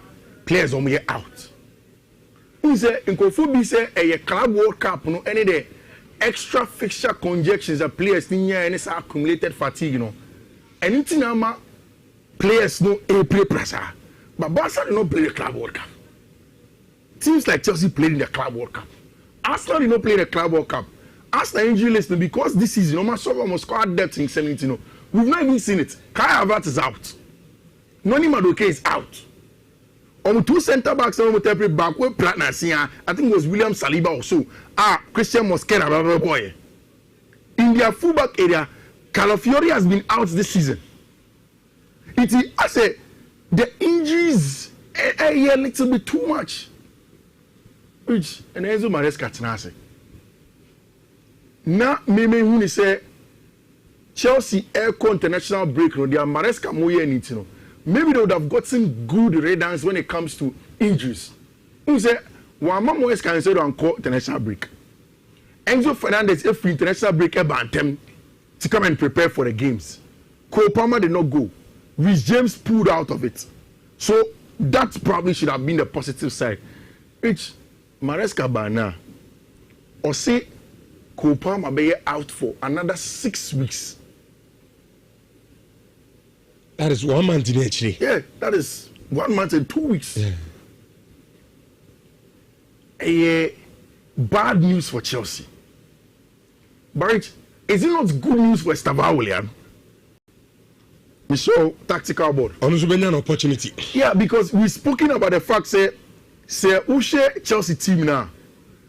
Number 10 on the band and then the buy yes on back up to Kopama out and out. Facundo Bonanote. But on our right hand side, I don't know if you're betting about right or betting about 10. No. Estevao Willian has shown that he can play. And Sabakaya, just in that week against Liverpool, Estevao was able to play in that game and score the winning goal. And Okokoboma Brazil, our week now, could see 2 goals against South Korea. So, for some people, yes, Kopama is out and it's a big blow. But Enzo Maresca it looks as if there's an opportunity for our branch friend Estevao Willian in Enzo Maresca's new 4-3-3. Whether it is coming off the right or staying central. Now, Adia Bakukra, Warren, and he said, and you Cole Palmer nko utie BBC for no say Enzo Maresca say I was wrong. Unfortunately, he needs to be out for 6 more weeks. So after the international break, Obeka say, oh, Cole Palmer is going to be fine after international break, remember, and everything is going to go on well for him. Which only say Abantia your friend Pedro Neto, and so out of the team. Maresca conference no about Pedro. It's not going say Joao Pedro, and yet Joao Pedro, Pedro Neto. Pedro Neto see out. It is our Chelsea right hand side. I don't know. It's a big opportunity for Estevao. Which in all of those pre-match press conference, any injuries in seven. Just when Benoit Abba, even those who are doubted him his qualities, have been saying, okay, there be autumn. We can maybe something will come out of Benoit. Rich, you see Benoit is out until December. And so Benoit is out until December. It means that the Champions League matches, even Copa Macaulay, Barca match, all of those big games that are going to come, he's not going to be there. And Benoit is very unfortunate. Mekacho say, Mempire and Kame Bonus and Benoit Binya be 3 months, 4 months. So Kofi, I feel the one you're discussing them maybe now you have your this same platform. Now make us say yes, yeah. Or clubs in yes car, or make you cheer players in the kai. But say I'm here so players nominate the main actors of the game. No, a bedroom may be young with Gina Park. So you say when they rate out which are players, yeah, because competition is a dorsal on buoy, no buoy, no buoy, and a basa fatigue, bra, any other. And then Barcelona, for instance, international breaking about 6 players. Yeah, in a prayer. And pray. Is there a Chelsea? I'm some back for a grad yet. But Tosiaba. Tosin is back. Tosiaba. Okay. What's the for was an air concussion? Honestly, back. Chaloba on a red card. Honestly, back. We go players, you know. Yeah. Workload near too much. Shall obey to say Pedri. Yeah. Pedri was on pry pie bed as a Barca Bogima. Barca bench. Yeah. And every competition be a Barcelona be and say Pedri available you play. Yeah. Spanish national team. If the Pedri is available, so we play. Yeah. It's workload no too much on the place. The Kakrabia no bra, Kakrabia no bra. Confis can yo, but when we protective players like Kaka. It's we any problem machines. We know BIA day. Say baby football na ekono. Yeah. We need money. Yeah. Go players so almost can almost general so. So you need these competitions to cushion money no. But you almost help. AI too much. It's too much. Coincidentally, I usually receive daily football articles from Original Football, almost sending me mails on it. Now the email I received from them, this title, FIFA's line in sand. Say you draw line name to say can football sell the world without selling each soul? Talking about Sikasem, because I don't know how courage. The soul of the football is the players. Yes. No, you sell the soul now. It's the players don't get it. The club. Because sponsors no more on board now. Yes. Hey, players no. On to your story. And I know Gary president the board will be. Yeah, Gary Bekacho was a Champions League this year next season. You be on the first day. You be opening ceremony. Winner no defending champion on the first game on the first Tuesday. You for the next season. Adding. And they are also sponsors be bring for better rights, for that game alone. Which the argument about morality, fan culture, health of players valid. I can't ever make an argument better to dispute that. But at the end of the day, it comes down to the money. And Rich, that's what rules the world. And then they ruling yes. Rich, and then so there should be a solution. Now that to find the balance. To find the balance. Yeah. now that competition, you know, air doors on the DNS. To more players. Yeah, to more players. Because players in the world, I mean, I'm small. Yeah. Can say, yeah. Right. Week in, week out, so we are available to play. And young Mares can catch a kudo for national team coach and say, or Sredo, Oma Kaisa do rest here. And go two friendly matches in America also, in North America, come back to Europe and play. Or 11:30 at Chelsea. That long distance of cover. Yes. I call the Chrome. Yeah. No man said two from the Chrome, baby, I'm going to go for any game. No, as I come back to the Chrome, as I fly back to UK. Or 11:30. Players are break too much. They are married almost self. Players almost self. Me mean to Lamborghini. Why should you my brother mean to Lamborghini that? Why should I'll never be able to buy a house in Maldives? The likely percentage of form, but Rich James can afford a holiday that I will not be able to afford. If you are afford the holiday, abono Lake Bosom train. No my back. And there's all going so. I'm few years what then but they afford a life of luxury. I'm not saying it's a cool, but something has to give in life. Something has to give in life. Exactly.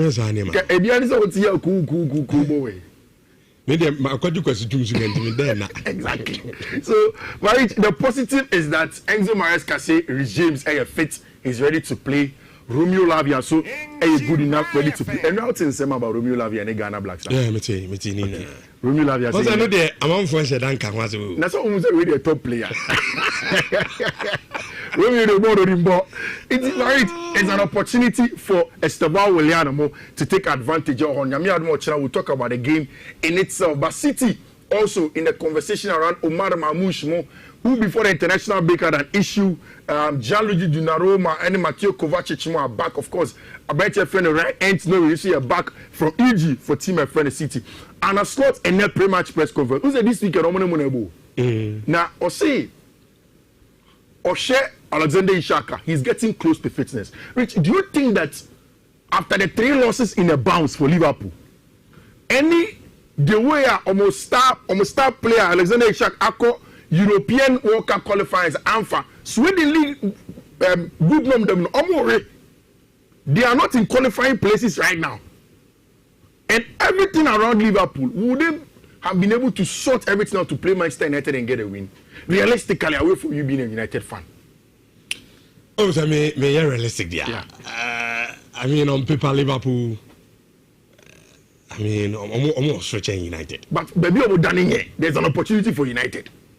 And much in the chaos, I say, moving and tactics na 50 chaotic games. So, but what is she Sunderland now? Sunderland. Or Chelsea. I'm not moving at it. Liverpool is here. Game is a boy and I think a FIFA G. Some bad in the mind. Mati. Mumu Pierre George Champions League. Mumu Pierre. And I was what say. And yeah, Baba Shamo. Just like the club World Cup. You na champions. Yes, you can buy for because buy for the cash. They be any champions. Which and a slot to say Alexander Ishak is extremely close to full fitness. From now on, we are all allowed to judge him fairly. Me one thing you could big games Yeah. Yeah, so what's the I mean tactics? Yeah. Because games be saying I had derby. Players never and your coaches. Yeah. Because players don't coach in a park and so no. Obia per se you have a game near can once. Yeah. Oh, in the Liverpool Manchester United game, the passments did very well. Yeah. And they do us over here. Yeah, no players, and yet tactics. Yeah. And only at the Abakwa, I think about Manchester United. So you feel there, player for player, quality, Liverpool, BBA, and even Liverpool ahead. At Anfield, because most any good record. That's it. The best, I think, in a very long time has been a draw. At the Abakwa, boy, I don't know. Mindset. Yeah. Say Moko match. But the Liverpool done it. And yeah. As any table, no. 3 games now we're losing now. And they will be doubting themselves. So there is a small opportunity. And as what to say, Onimnienti Amomo criticizing Ruben Amorim. Now, in his opinion, Manchester United have had a better start to the season than the league table suggests.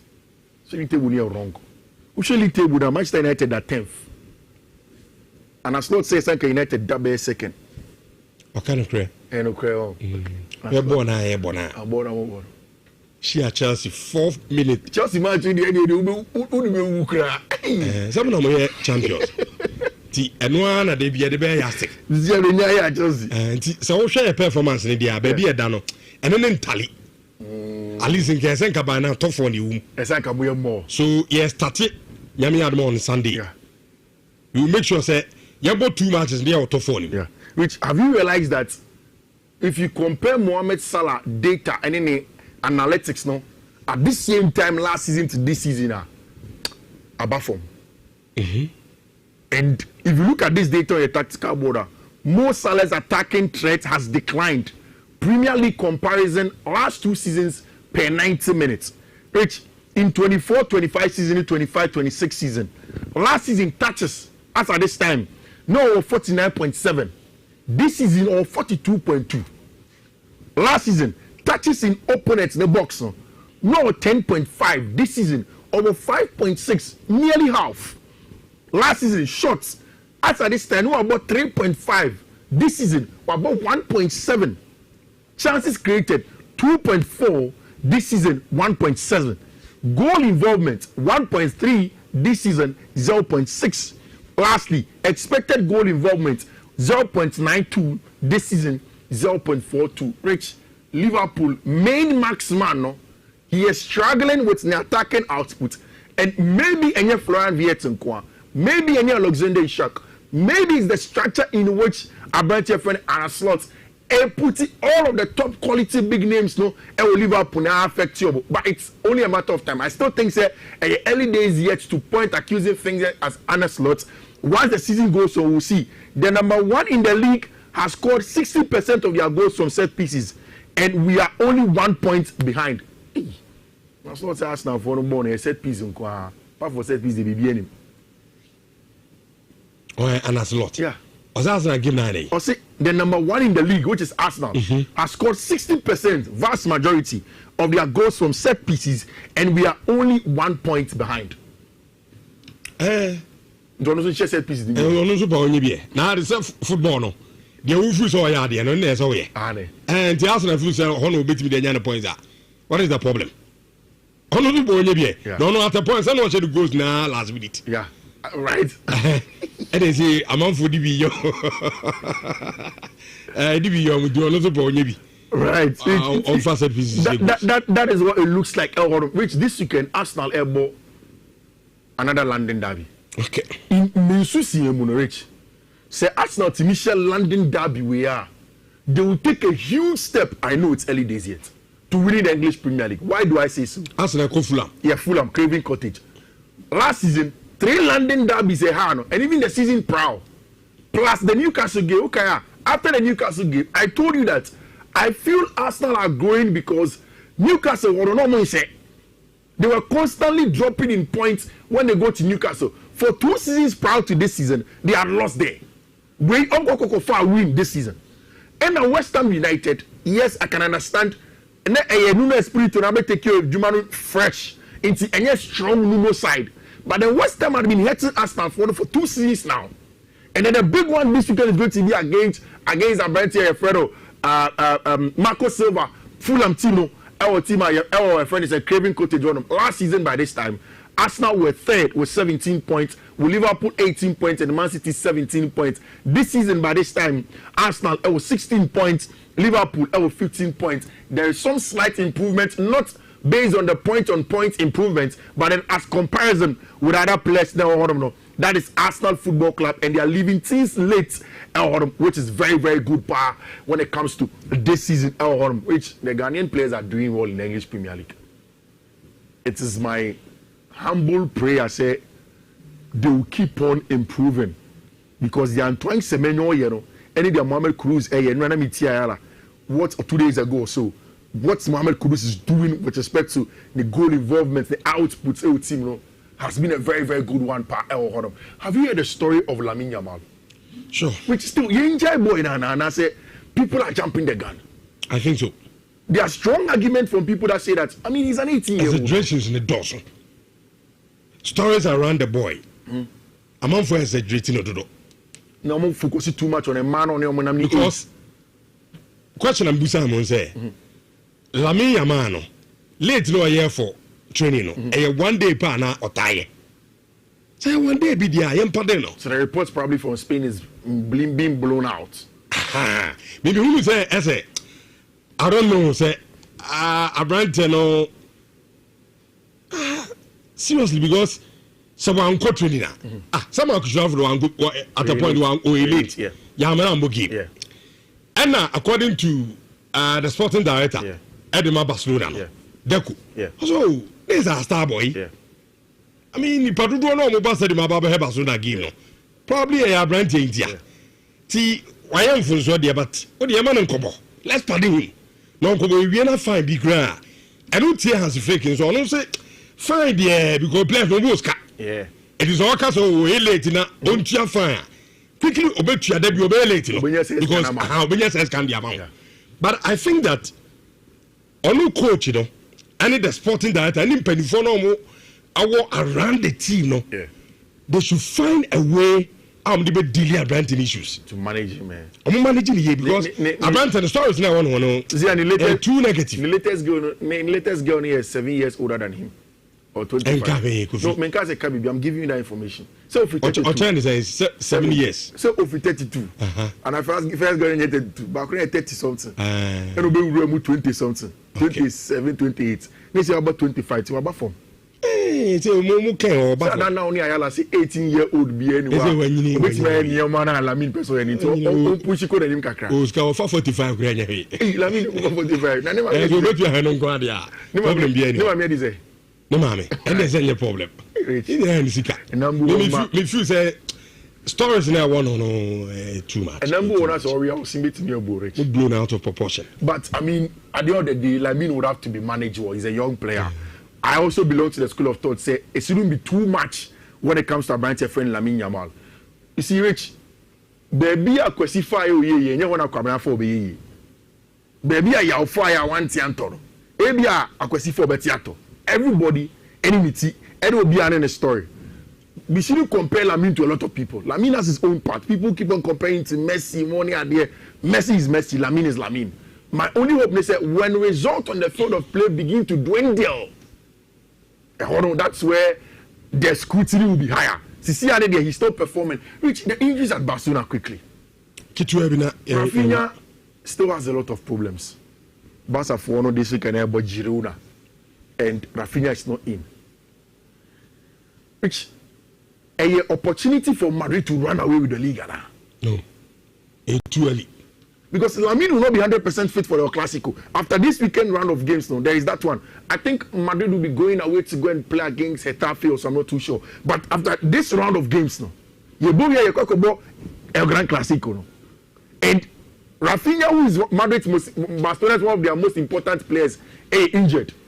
Plus, the other players near paper are holding their plus. The last time, Robert Lewandowski reached Barca would have to get and recover the players faster. Things will not go on bad for them. I think that, like you said, Mena Sunti, Mamen wrap up our Hasi Rich Medasi. And then Friday. Sure. And you're back to club football. And because of that, there is good football. What do you say from this weekend? What I person will share the French League and if you have to on the regular plays out share. And then there's going to be Paris Saint-Germain playing against Strasbourg. Or French League on and yeah, picky codes kakra. There are going to be games about also Spanish La Liga and German Bundesliga and team codes kakra. Yeah, me person me dima wetie for. Then of course I wrap up for you. Me show my first code no BW19 BW19 3D915E. That is my first one. My second one is a BW19 3D AF A2.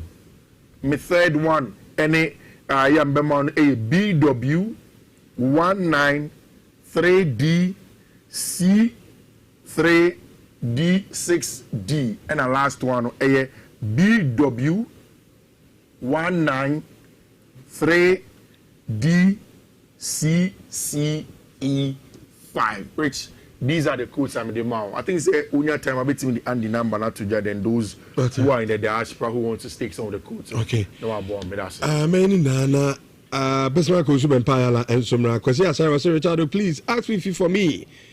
If you had the opportunity to advise Joshua Champon considering the controversy between Ghana, Odoi and Inketia, what would be his advice to him? Okay. Sylvester Menzo, Fifi, Romeo Lavia issue is different because you've not yet heard he was called and rejected the call-up. Any call on him is a fresh call. The first one about Joshua Kofi Champon on Rankasa and media Osha Ebebuano, both the football and Brabo. But on making decision, yeah, you should stand by it. It makes you a man. Samo and Amuzupi question of the day in Monfanto YouTube and Sha TV.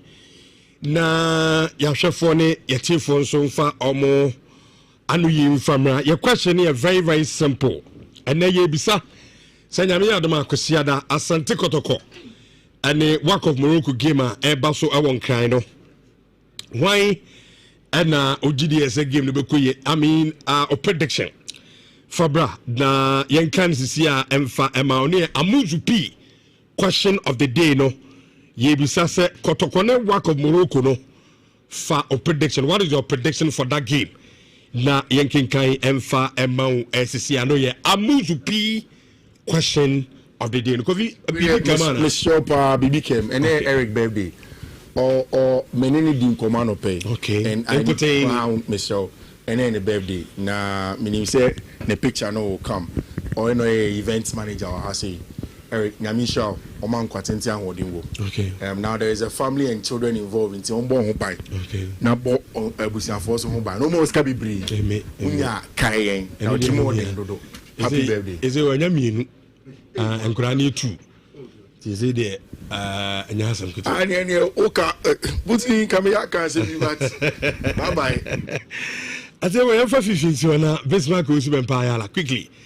Emtra so emfa emana fe yendi amone ne ho komo kakra yenya kwamre fi na afisem and then two discussions and I say yen topic me no a edaba maso no ye medwono Asante Kodo game a omobon kwasiada and House of former technical director say say okusiki court order na e ka House of order no FIFA and court ni na nche na say FIFA can say as into a cano as for now is almost a kelentua omo justice Ghana no muntua enti this time or court now aku siki a court order ni nyina no for ye befia ye bedi aye san komono na bibia no akoyi e de amamo awo dwumadi no eso mesamo mo outside Ghana na mpesa mo join yen group no number no aye 0247 932805 0247 932805 o Ghana onka ho yese aya abrochefo a omo person please on bet no omo enko na enko sa group no so aya good morning na bibia boko de na mi adom bibia fine na mi enim no kwani what de na fe papa na fe Jesus ko Poland san so no puba na pam puba na pam ye me no mo betu jana nkofo wa pam bi edi amomo yo ye dinkasem boss no yeah design mu no yeah what and say we my say me share Friday it was a Friday wedding let's have more some traditional vibes fe papa ewo honum rich who say me we studio na time na Fifi Eka Eric birthday no let me show you on my phone so na me sere yeah unu ma de kro baby who say coaches no your press conferences and Barcelona coach Hansi Flick and so a press conference Rich, CCA or the Akotu just say, Lami Yama and Femi Lopez, they are back. But Omuntimi won 90 minutes. Then I started laughing. I think we had a discussion in the studio when Barcelona lost to Sevilla 4-0 the following day. And then America said, look, I told you, I say, oh, to the morning, you come on. Yes, sir, between Barca and the Spanish national team, and I'm a Barca, and declares Lamiyama opera. They just didn't want Abrantiano coming out of injury Nanceano to go to the national team. It is over Kaipa. Omudi to just say, Lamiyama Epra or 3 weeks. Rich, and 3 weeks and pa. The 3 weeks should include this week. But there is Hansi Flick after international break, you know, because a person starting use a brand, you know, not omonia reaction in tea. Barcelona next game I think is against Girona. Now or to press conference, so the guy is back. And he's ready. Now on to me 90 minutes or what? On to me 90 minutes because of Adiana, you know. But the guy can play. Now me, I was not injured. And he, yeah, and you say, look, sir, report of Silver Plan and Yellow. This is the evidence. But dear Never coach Becassa. And dear Never Barcelona take a decision here. Lamia man in pride. It is but never can't champion for they wanted look. Who said there's a collaboration between national team and the clubs. Some person will be player. Some clubs, Spanish national team, no. After Barcelona for so, you have say a fellow me. Now the medical situation, what to say? And Kabia, they could have told them, oh, tell me you're managing and Kawedi, I got more sensitive. But the Spanish national team did not do that because, Rich, the guy was back from India, no more games. And you just have to name him. And he has always been part of the Spanish national team squad. Name him this time around. De La Fonte Kwana say, yeah, King. And a Barcelona call a press conference. And I has flipped to the money. De La Fonte say, I can't feel injury by in chair and come on managing. And I'm at De La Fonte, so correspondence. That's how once a flick. Why a national team of Juma with Germany da? And Pabona said, who is the way here? And he was disappointed in the comment of Hansi Flick. And he was deja vu Spain. Say, I'm Palamia, my promo managing here, say. Right after the international break, there you are saying the guy is fit. Sometimes these things, Rich, and try you. Now, here can injury once a year. Now, me can't share Gabi studio. Was say, Chelsea fans. Okay, probably be a go be Rich. And so my extra press conference now, Koyen. And you go palm and go guns were pro. I said, but they assume you are prepared. But I didn't think I but they're going to be a count. And I was asking on your nipa. If you are not, be an Ayama Mayfi birthday. Not a this a jar. A jam. A German soon, then fell Ogoro. Yes, on also the birthday the same day. Okay. Now for years I must spend with share from Rich. On that day, the way we celebrate my birthday and money day and then the birthday. A German soon. Who says a jar? 2 years was a nice your birthday.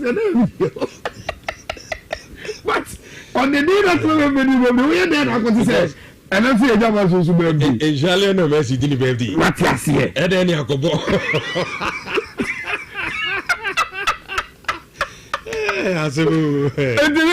And you go but it introduced me to the topic and if you discuss.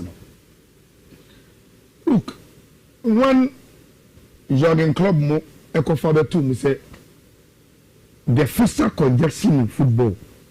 Say I'm once a man can. No so bia no nyatum say a ye issue. Rich, it will come back to all of us. I saw be 2 area. Hey, 1 ton na. Obeka ni some other ton ochina. And when club was saying say Charlie, sir, matches say kikabo international break, international competitions, and sir pre-season tournament we no. Ebeku players no. Oh, Govosio Chalamunya no Mujo Musica, let them play. They are entertainers. Sikadi mo say outrageous. I no crap. Why we say and say washa? Injuries is a too much. So it's not players, but 90 say players play too much. Too much. We are kick now we call now we are back now we call. That is the reason why today, which first you know, teams were able to plan with some squad clearly, but then which because of the injury fiscal loss you know, obviously also be in the squad they need to send a bit plan no be about the one of I don't think I say this is in Arsenal League you know. They've gone through Sahara and they say, oh, my building is our squad no more. Look, so what will be the solution, Rich? Because fiscal congestion, you know, and now the age. Also, I do be clear account. So, how do we find a solution there? Me feel say the number of players in that is expanding. Good.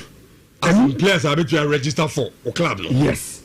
Now, Nancy BBC report say top European clubs, including some Premier League clubs, which I say they want solution to it, and this is the proposed solution. So you increase it, see a good gamer. You increase substitution to 6. Okay. And to see a good matter, who are going to say, Ube change Maku 6. Say a body, sir. At least you'll be able to manage players in the road now a war Mosono. They are yet to push through Sadia way to implement it. And me assure Rich, they have a very, very good case. Very, very good case. Because security first really to be away. But then and then you met at least you met in the managing situation, you know. So game be our bona wa kunya so be 6 players. Which I think that would be fine. At least they say a 4. So they want to add 2 more. See the team Biano can manage the players in no rich. Can you propose an embassy increase in 4? Only say the number 1 criticism to some proposal was that clubs now on musical are more good players baby no we will benefit more than clubs no musical or really good players baby because if you ask Pep Guardiola to make 6 changes of Man City now you can say on it the petit B on it Wako Island Road now only Fake and Airborne Leeds United.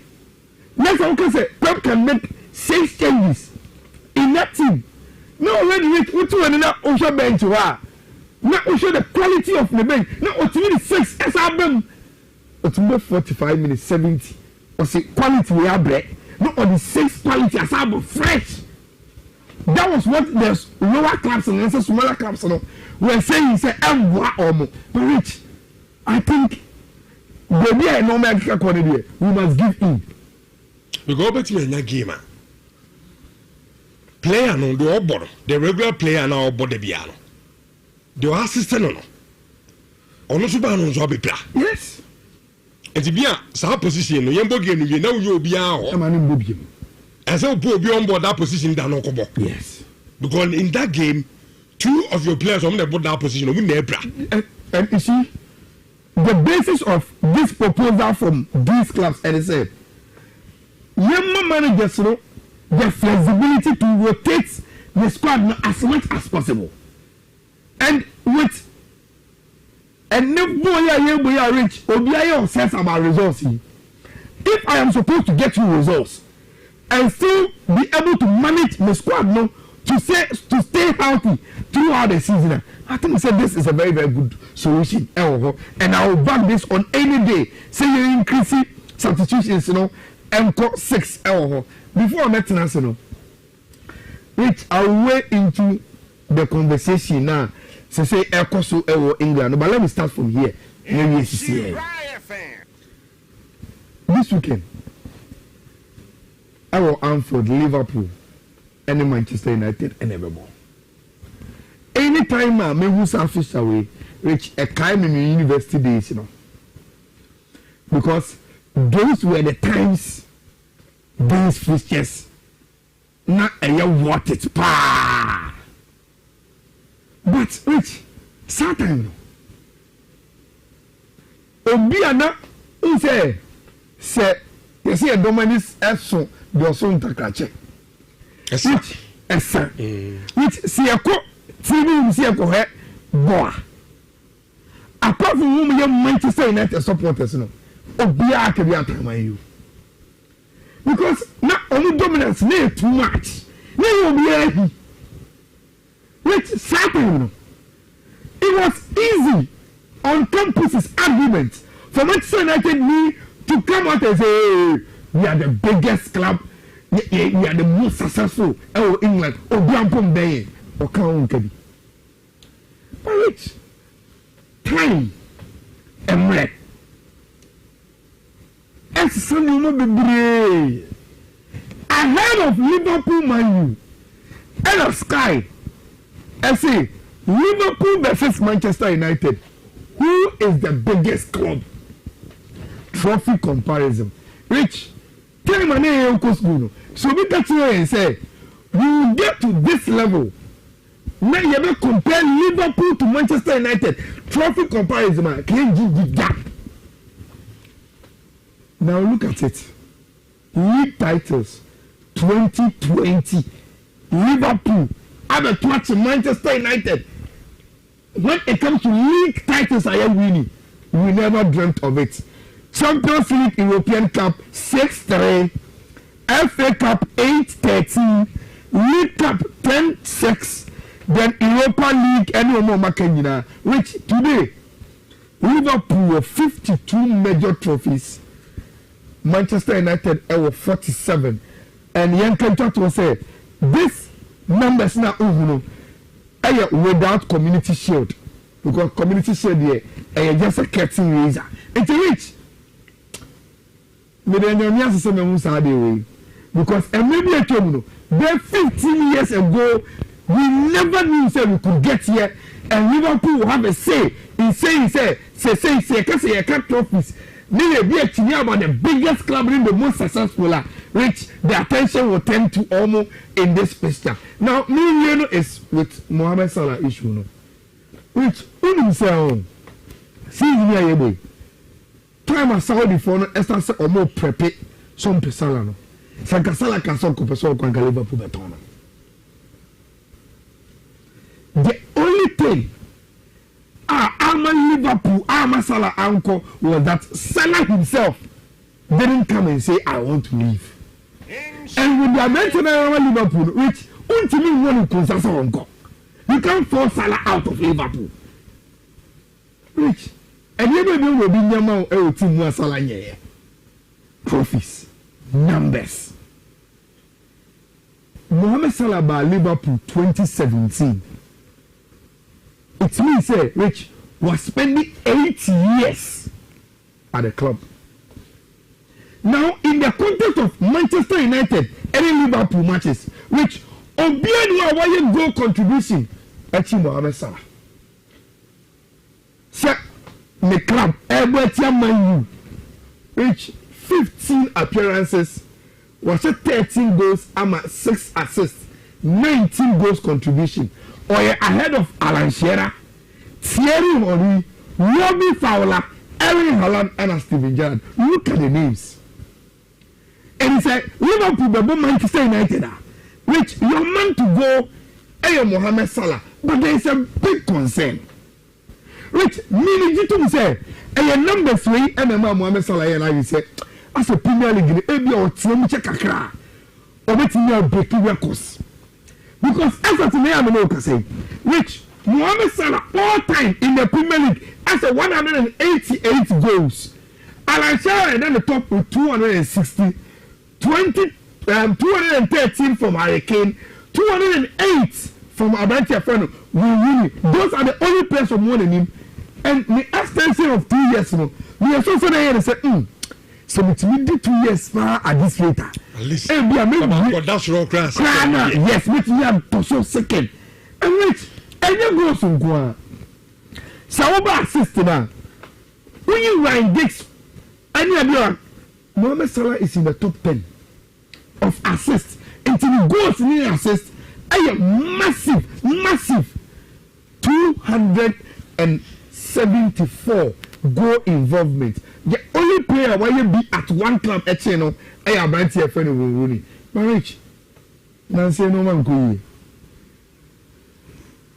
And Senator Fifi compare, which these numbers are worrying. Because me say Liverpool against Chelsea on them Liverpool lose the game now. And come back. Chelsea need to follow to or no. Which Boni na zugui. So who say was screen so in short TV. Baby I mean no. Last season. And the other side this season.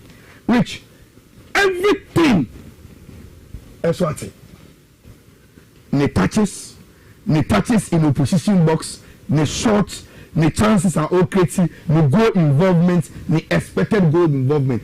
The Abente for the most Subiano, which so all compared your year last season at the same time to this season is so empty. And elite clubs no rich. And why you can say a competitive environment.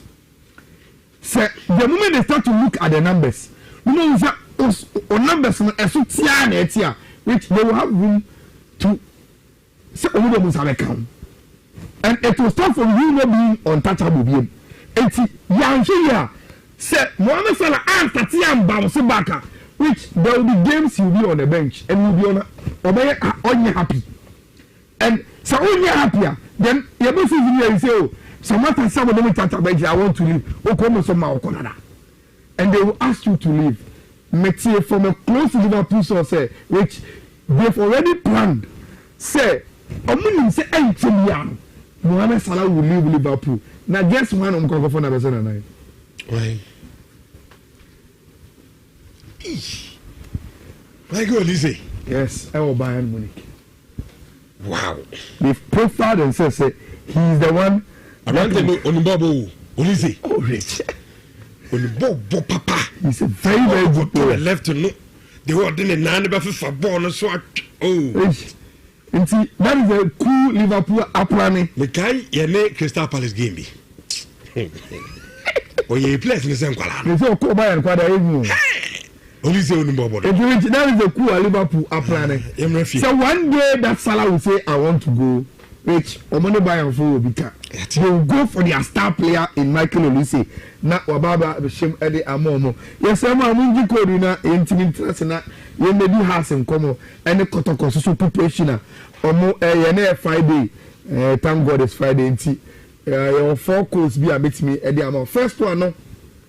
BW 194 1E 5B9 EW 194 1E 5B9 BW 194 1FE EE. Then the third one BW 194 6C DB8 and the last one BW 194 6E 64A into 4 betway course.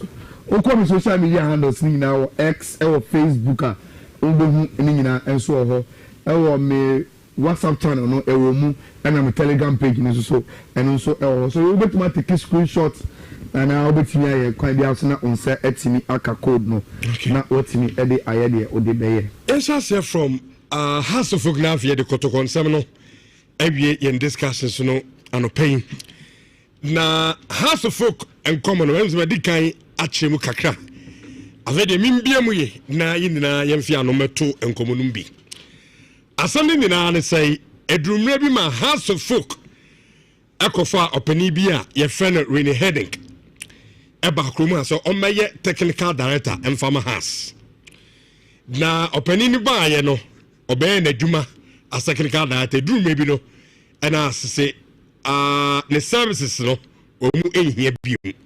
Enti omu job opani ni kwan se onko back to the room na House nso no entoa aye na dwuma so a football club na enum no opani no as a kwaya House fo gya no kwan no sebi football mbremu no on House aye adwena enyeyi enti odi asem no kodan FIFA ema FIFA so tena asem no so no se ampa opani na enkrobo obobo de kire om no om ne ya adwen House kwan om fa so gya no kwan efi club no omo amfa eye kwan papa so enintino has entua 146,400 emfa ade US dollars emfa ma eye openia friend say eye Rene Heading nanumu na in fact verdict no buy no me kra de ayala onim say minim say to na house adua wo to be honest with you enkomo enka transfer ban ma unse link so has MTS can sure.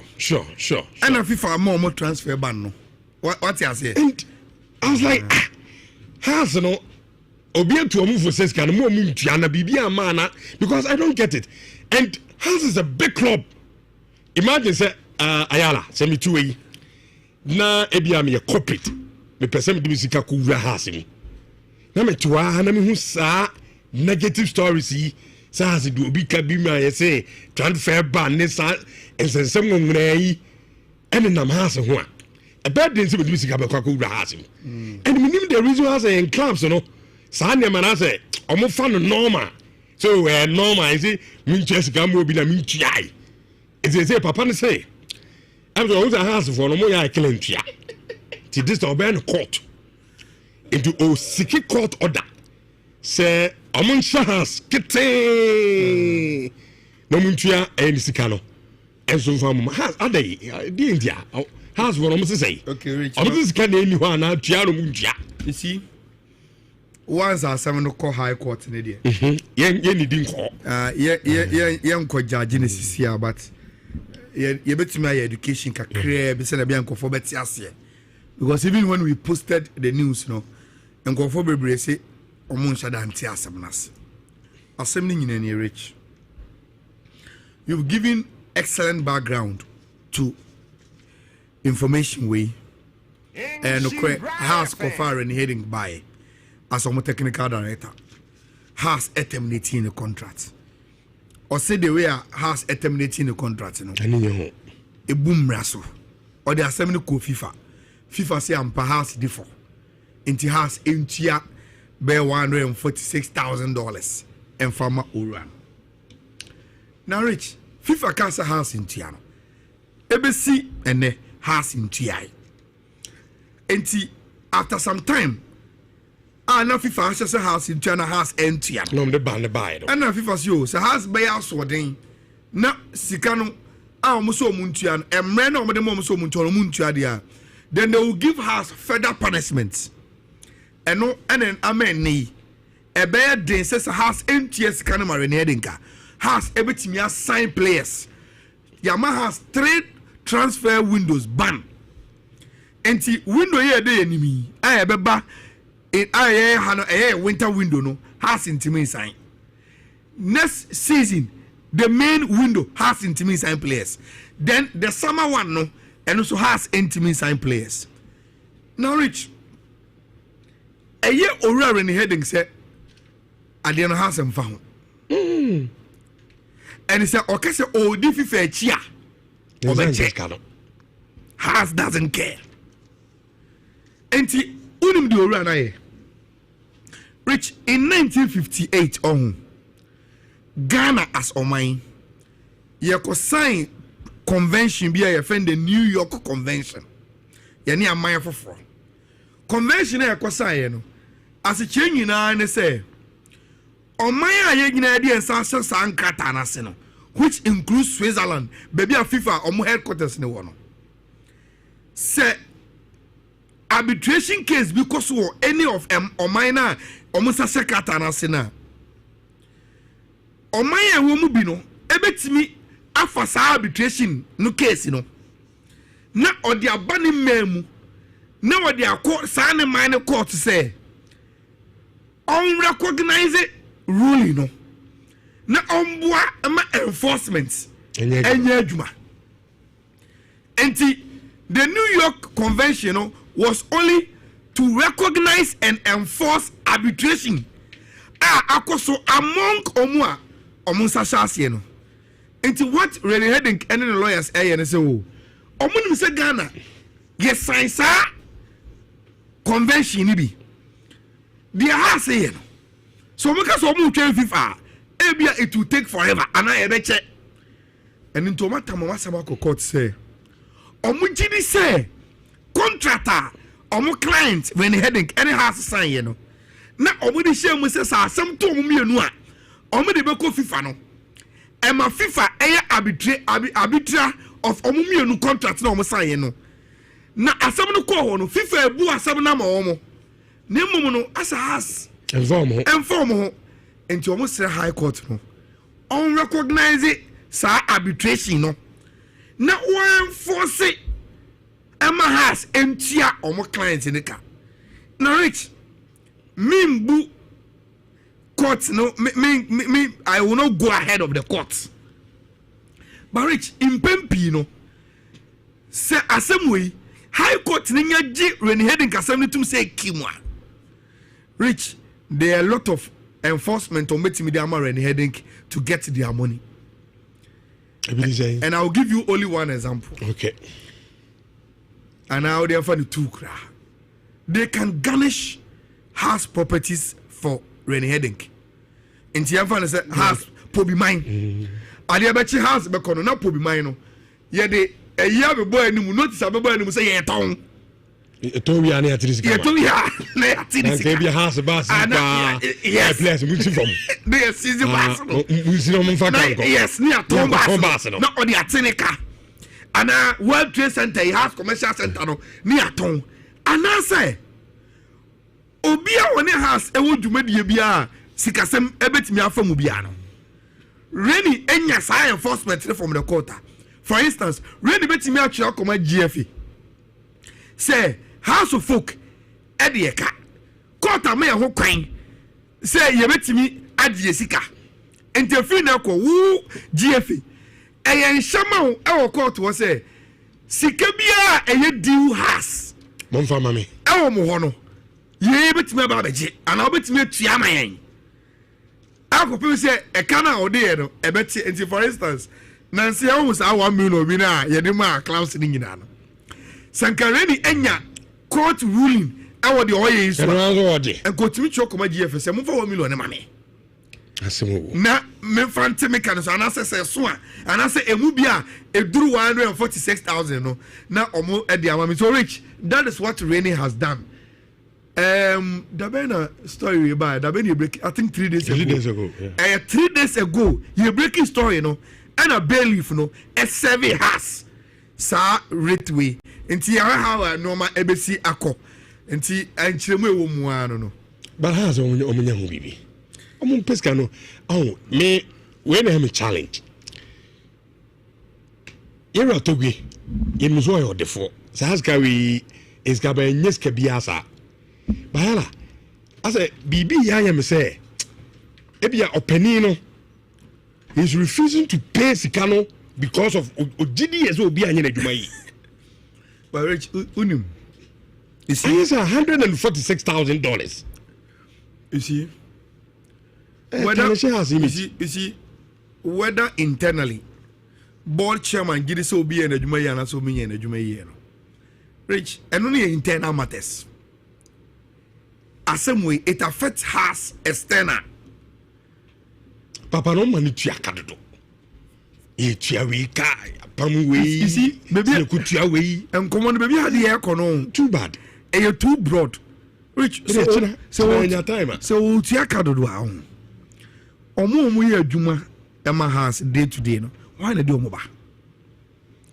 If they are not good enough, sack them. Why na amo makwenya omo ye adwuma mo de kaneba no? Ohun de make. Nti ni nyina akobesi togbe so. Ni nyina akoba besi ne so. And Rich me na men kan ukura ba ko bi nkyerɛ. Mentias here about how our house is being run now. Ama mitiatia break when assemble our house near a car. It is to be, and I believe say he has created a certain paradox. And on them, unim paradox no. You can't say to go in house.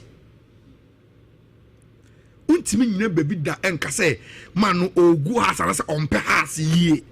Rich Obian war on pay bibi or didn't see say bishim. And that is one part of the paradox.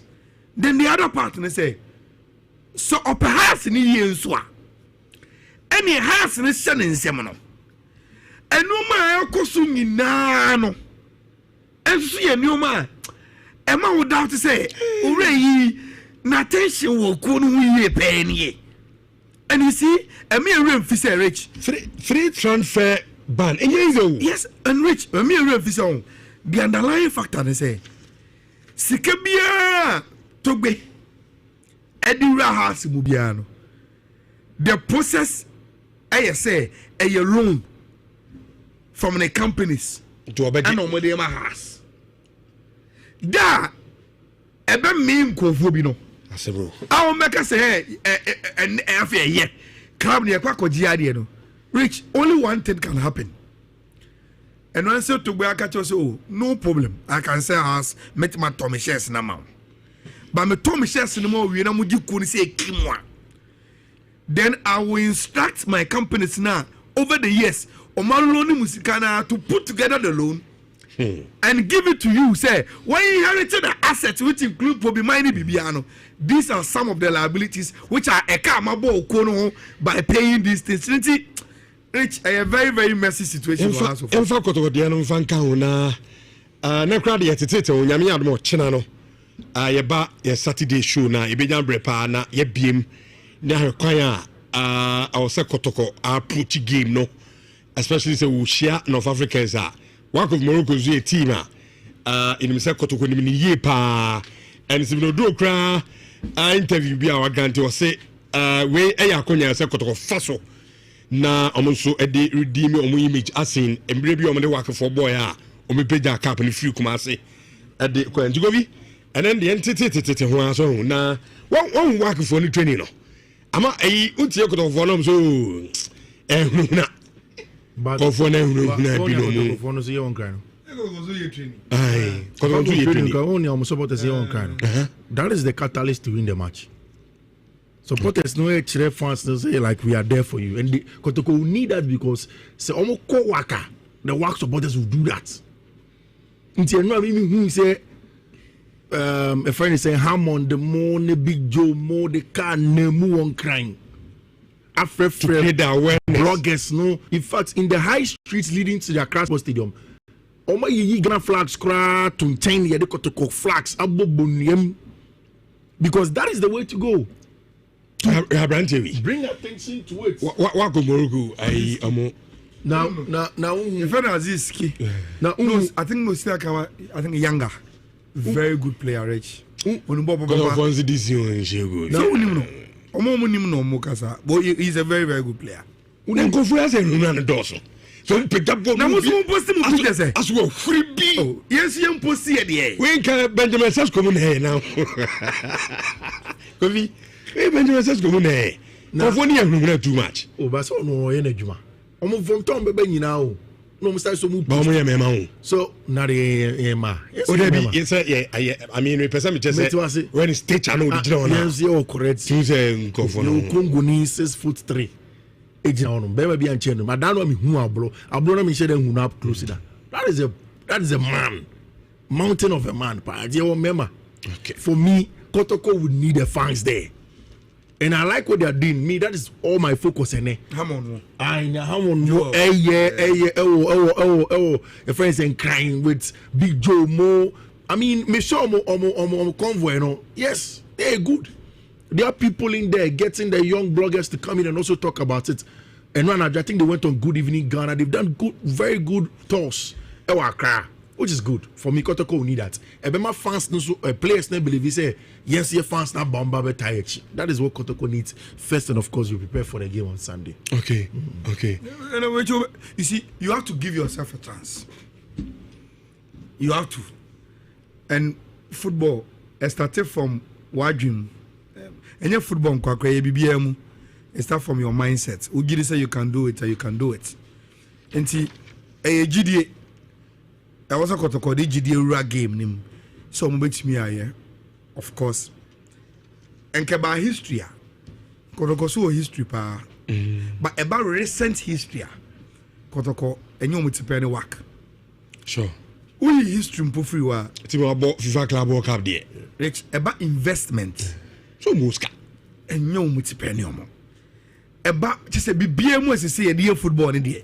Work is far gone. Far gone. But Rich, it doesn't mean they are not beatable. Into your mindset, no. Require the someone down, so you know you are underdogs. They are coming to offer you a difficult game. And to just execute it never be able. In all honesty, say what do Ghana Nino Kotoko Samton work should be able to eliminate Kotoko. It shouldn't be difficult. Cra. Yes, I grab Bono grounds are Kotoko. And I'm a favorite. What I say? But give yourself a fighting chance. But you have to play it and give yourself a chance. Especially with your first leg now, you know. Would you matter in your life whilst you travel to Morocco? Then we say if uncertainty in football bet me Siamawa. And see, I want to Scotland bear pan about if you say my second leg in the stone I be alive. Say a walk there and you 2-0.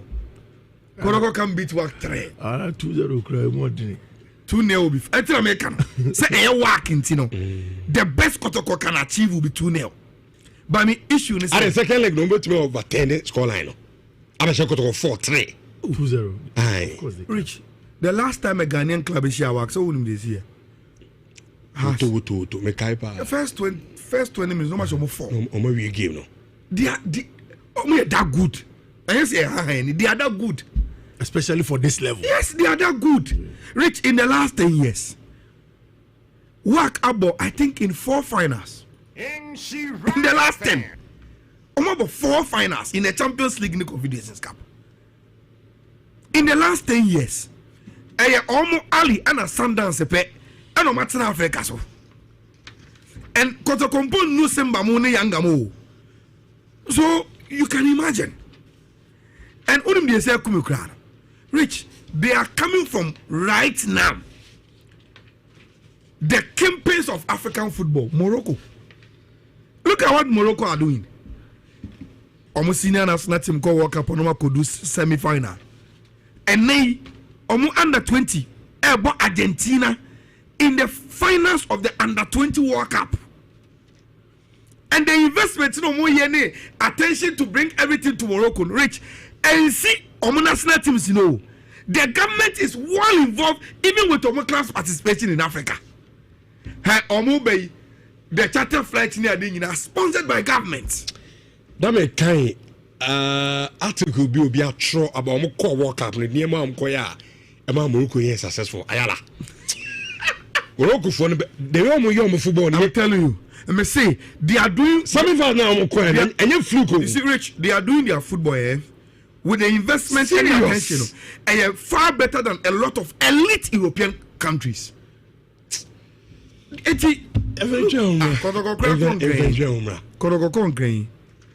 Even to have access to train at the match venue, which is Accra Sports Stadium, Grano, heading. But Rich, because of government involvement, they will be training there. You see the difference. About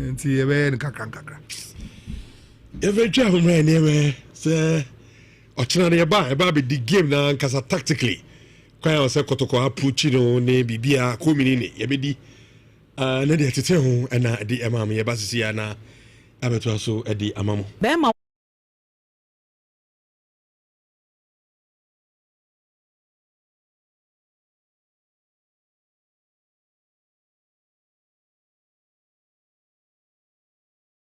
openi bi a ye friend Rene Heading eba kroma so o meye technical director emfama has na openi ni ba ye no obey na dwuma as technical director drum maybe no na se the services no omu ehia biom enti omu job openi ni kwan se onko back to the room na has so no entoa aye na dwuma so football club na enum no opani no as a kwaya house for jan kwan no sebi football mbremu no on house eya adwena enye enti odi asem no kodan FIFA ema FIFA so tena asem no so no se ampa opani na enkrobo obobo de kire no omne ne ya adwen house kwan omo fa so jan kwan efi club no mu no omo amfa eye kwan papa so enti no house entua 146,400 emfa US dollars emfama ayo openi friend say aye Rene Heading nanumu na in fact verdict no buy no me kra de ayala onum say minim say to na house aduawo to be honest with you enkomo enka transfer ban ma unse link so house MTS can sure and FIFA more transfer ban no what you say and I was like house no Obia to move for says can more Tiana Bibia mana because I don't get it. And House is a big club. Imagine say Ayala, send me 2 na ebia me corporate. Me person do sika ku wura house ni. Na me toa na me hu sa negative stories yi sa has do obi ka bi ma ye say transfer ban ne sa ensensem ngwuna yi ene nam house ho a. A bad day say me sika be kwa ku wura house ni. And me nim the reason house in clubs no Sanya manase omo fa no normal so normal is it min chess ga mo bi na min tuai is say papa ne say am go to house for no mo ya killing tua ti this oben court into o siki court order say omo nsha house kete no mun tua en sika no enso fa mo house adai di india house for no mo say okay rich omo sika na eni ho na tua no mun tua you see once our 7 call high court in there yen need call yen ko judge ne sisia but ye betumi ay education kakra be say na bia nkofo beti ase because even when we posted the news no nkofo bebre say omo ncha da anti asem nas asem ni nyina ne rich you've given excellent background to information way and house kofar and heading by as a technical director has terminating the contract or say the way has terminating the contract no e boom raso or the assembly ko FIFA say am perhaps default into has entia be $146,000 and farmer oran now rich FIFA casa house entia no ebesi ene has entia enti after some time na FIFA has a house in China has empty. No, the ban buy. And na FIFA yo, so has buy house wording. Na sikano muso muntian and men of the mom so muntia dia. Then they will give us further punishments. And no and then amen ni. A bear day says a house empty as canama renedinka. Has everything ya sign players. Yama has 3 transfer windows ban. Enti window here day enemy. I beba it winter window no has intimate sign. Next season, the main window has intimate sign players. Then the summer one no and also has intimate sign players. Now rich. A year or in the heading said I didn't have some found. And he said, okay, so oh, if you fair chia or check has doesn't care. And he unim do run Rich in 1958 Ghana as Oman ye ko sign convention bi a friend the New York Convention ye ni amaya foforo convention e ko sign no as a chain you know and say on my idea and San Catana, which includes Switzerland, baby a FIFA or more headquarters in the one. Say arbitration case because of any of them or minor almost a Catana Sena. On my woman, ebet me afas. Only first person say we Jennifer Samano. Patu. So no ko support it. On cars ko bubu ni bi. I'm saying the and say Jennifer Samano. The baby junior ko first. Na Patu I second. Ina won you know the who. Sa me me wie no Because that's the okay the answer. Oh, c'est Patu. Patu go and baby. Okay, Matthias. Patu say we are ready. Are you ready to support our team to victory against Kumasi Asanoko come Sunday? We are ready. Work of oak. Work of day. Oak. Patu, good morning. We are very fine. Patu. We are very fine. Pa na vi yendi gari ni nwe. Yebi ada yakobet we na afi menye ekitu ebi na. H&H Gary makes men have draw us here.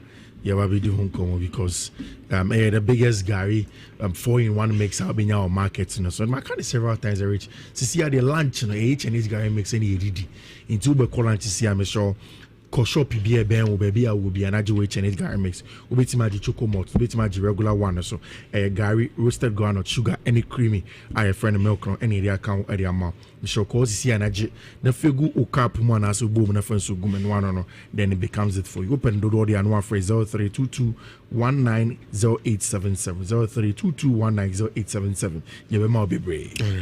My mini Jeff Yanko Rich Mbemfo si ye nkoja sure na de ade to nani no nyon wa na yi ochina me boss madam for name bibia one of the best people I mean in a very good relationship Dr. Michael Leeds.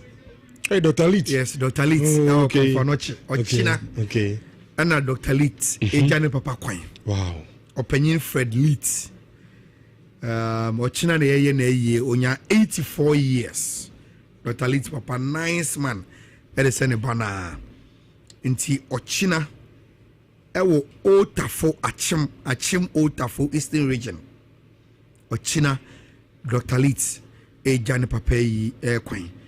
Inti meni obia Dr. Leeds adofo nyina ena Ochina ye kwa boa no amana ye ne papa yi ewo Achim Otafo ye be ye ne ewo funeral grounds hwa nti Ochina nyina ye ko Achim Otafo na yakucha Dr. Leeds amano apene papa krabe na ya ye ne papa yi ne kama amana ye fe mo wona nketo wa doctor nko beba nti atuni na ya ye ne namfofo ne akwa kuja no na aye kama betu esi yanka obi ase baby a wutwa bet no omomo abaso e business na ne omo ye ma betu esi yentete ye customers sa omo de omo wakwa mebre a omo fa so a ema wo feel special se watwusi omo se obetwa bet e wo mo platform so nti enche omo the bet influencer by ema wo hihye bet wi a wo share code na nkofo do code ni twa beta na wa code ni odi ano so nya scan bi omo wie bet influencer no ebo adwuma kama da so ye adwuma say do omo dia ba bet way rewards na omo se wo de koso a ne twa bet wo bet way u twa bet ni nyina no na bet way ma points for twa u twa bet no na points no enya points keke points a ubetimi a convert to sika se wonya sika na ubetimi de twa bet foforo ubetimi ayi e de agu botom de opeso de ye bia na ode aye enti the more na wo twa bet no the more na unya points ana points no so ubetimi a convert to sika na wankasa ode aye de ode be we bet we nko a na obenya sade no e wo so undi 18 years a Michelle untimi entwa bet e wo Ghana ha enti nkrato we onka ho so na wo bet ya na wa bet responsibly e de amaye nyina bet we almost get way more ene obra atwan dwumadie no asijo ebeba so ebra oyema benewa ani tim ne tena se na edi dwumadie no edi abram ne dwumadie no ya maame a efene se Veronica Kunadu ne kunu awu agya no na ya maame di nasem abedan obra nasem di na tie osini kunu efiri mu no nipa on di ni kunu ade ni kunu firi no emfuo na obedi ade no sika esenkode boa ono eyikunani ne ma no papa yi ana nipa odi ade no onyani nyina sese ba akokora wie school o se onya sika no de akora ko school sika wai enti ode nasem aba se obra dwumadie no enka bi emfamanti enem se benewa ni tin betena se omba adwuma no kama ama ya maami enso etimi anya aye solution to aye the problem. Menya birthday quick na fe yen kofa adom kase no emfa enmo first one be called Virginia US na ma we she Godfred Kwabena Owusu wo US abruchimem Virginia. Happy birthday to you bro.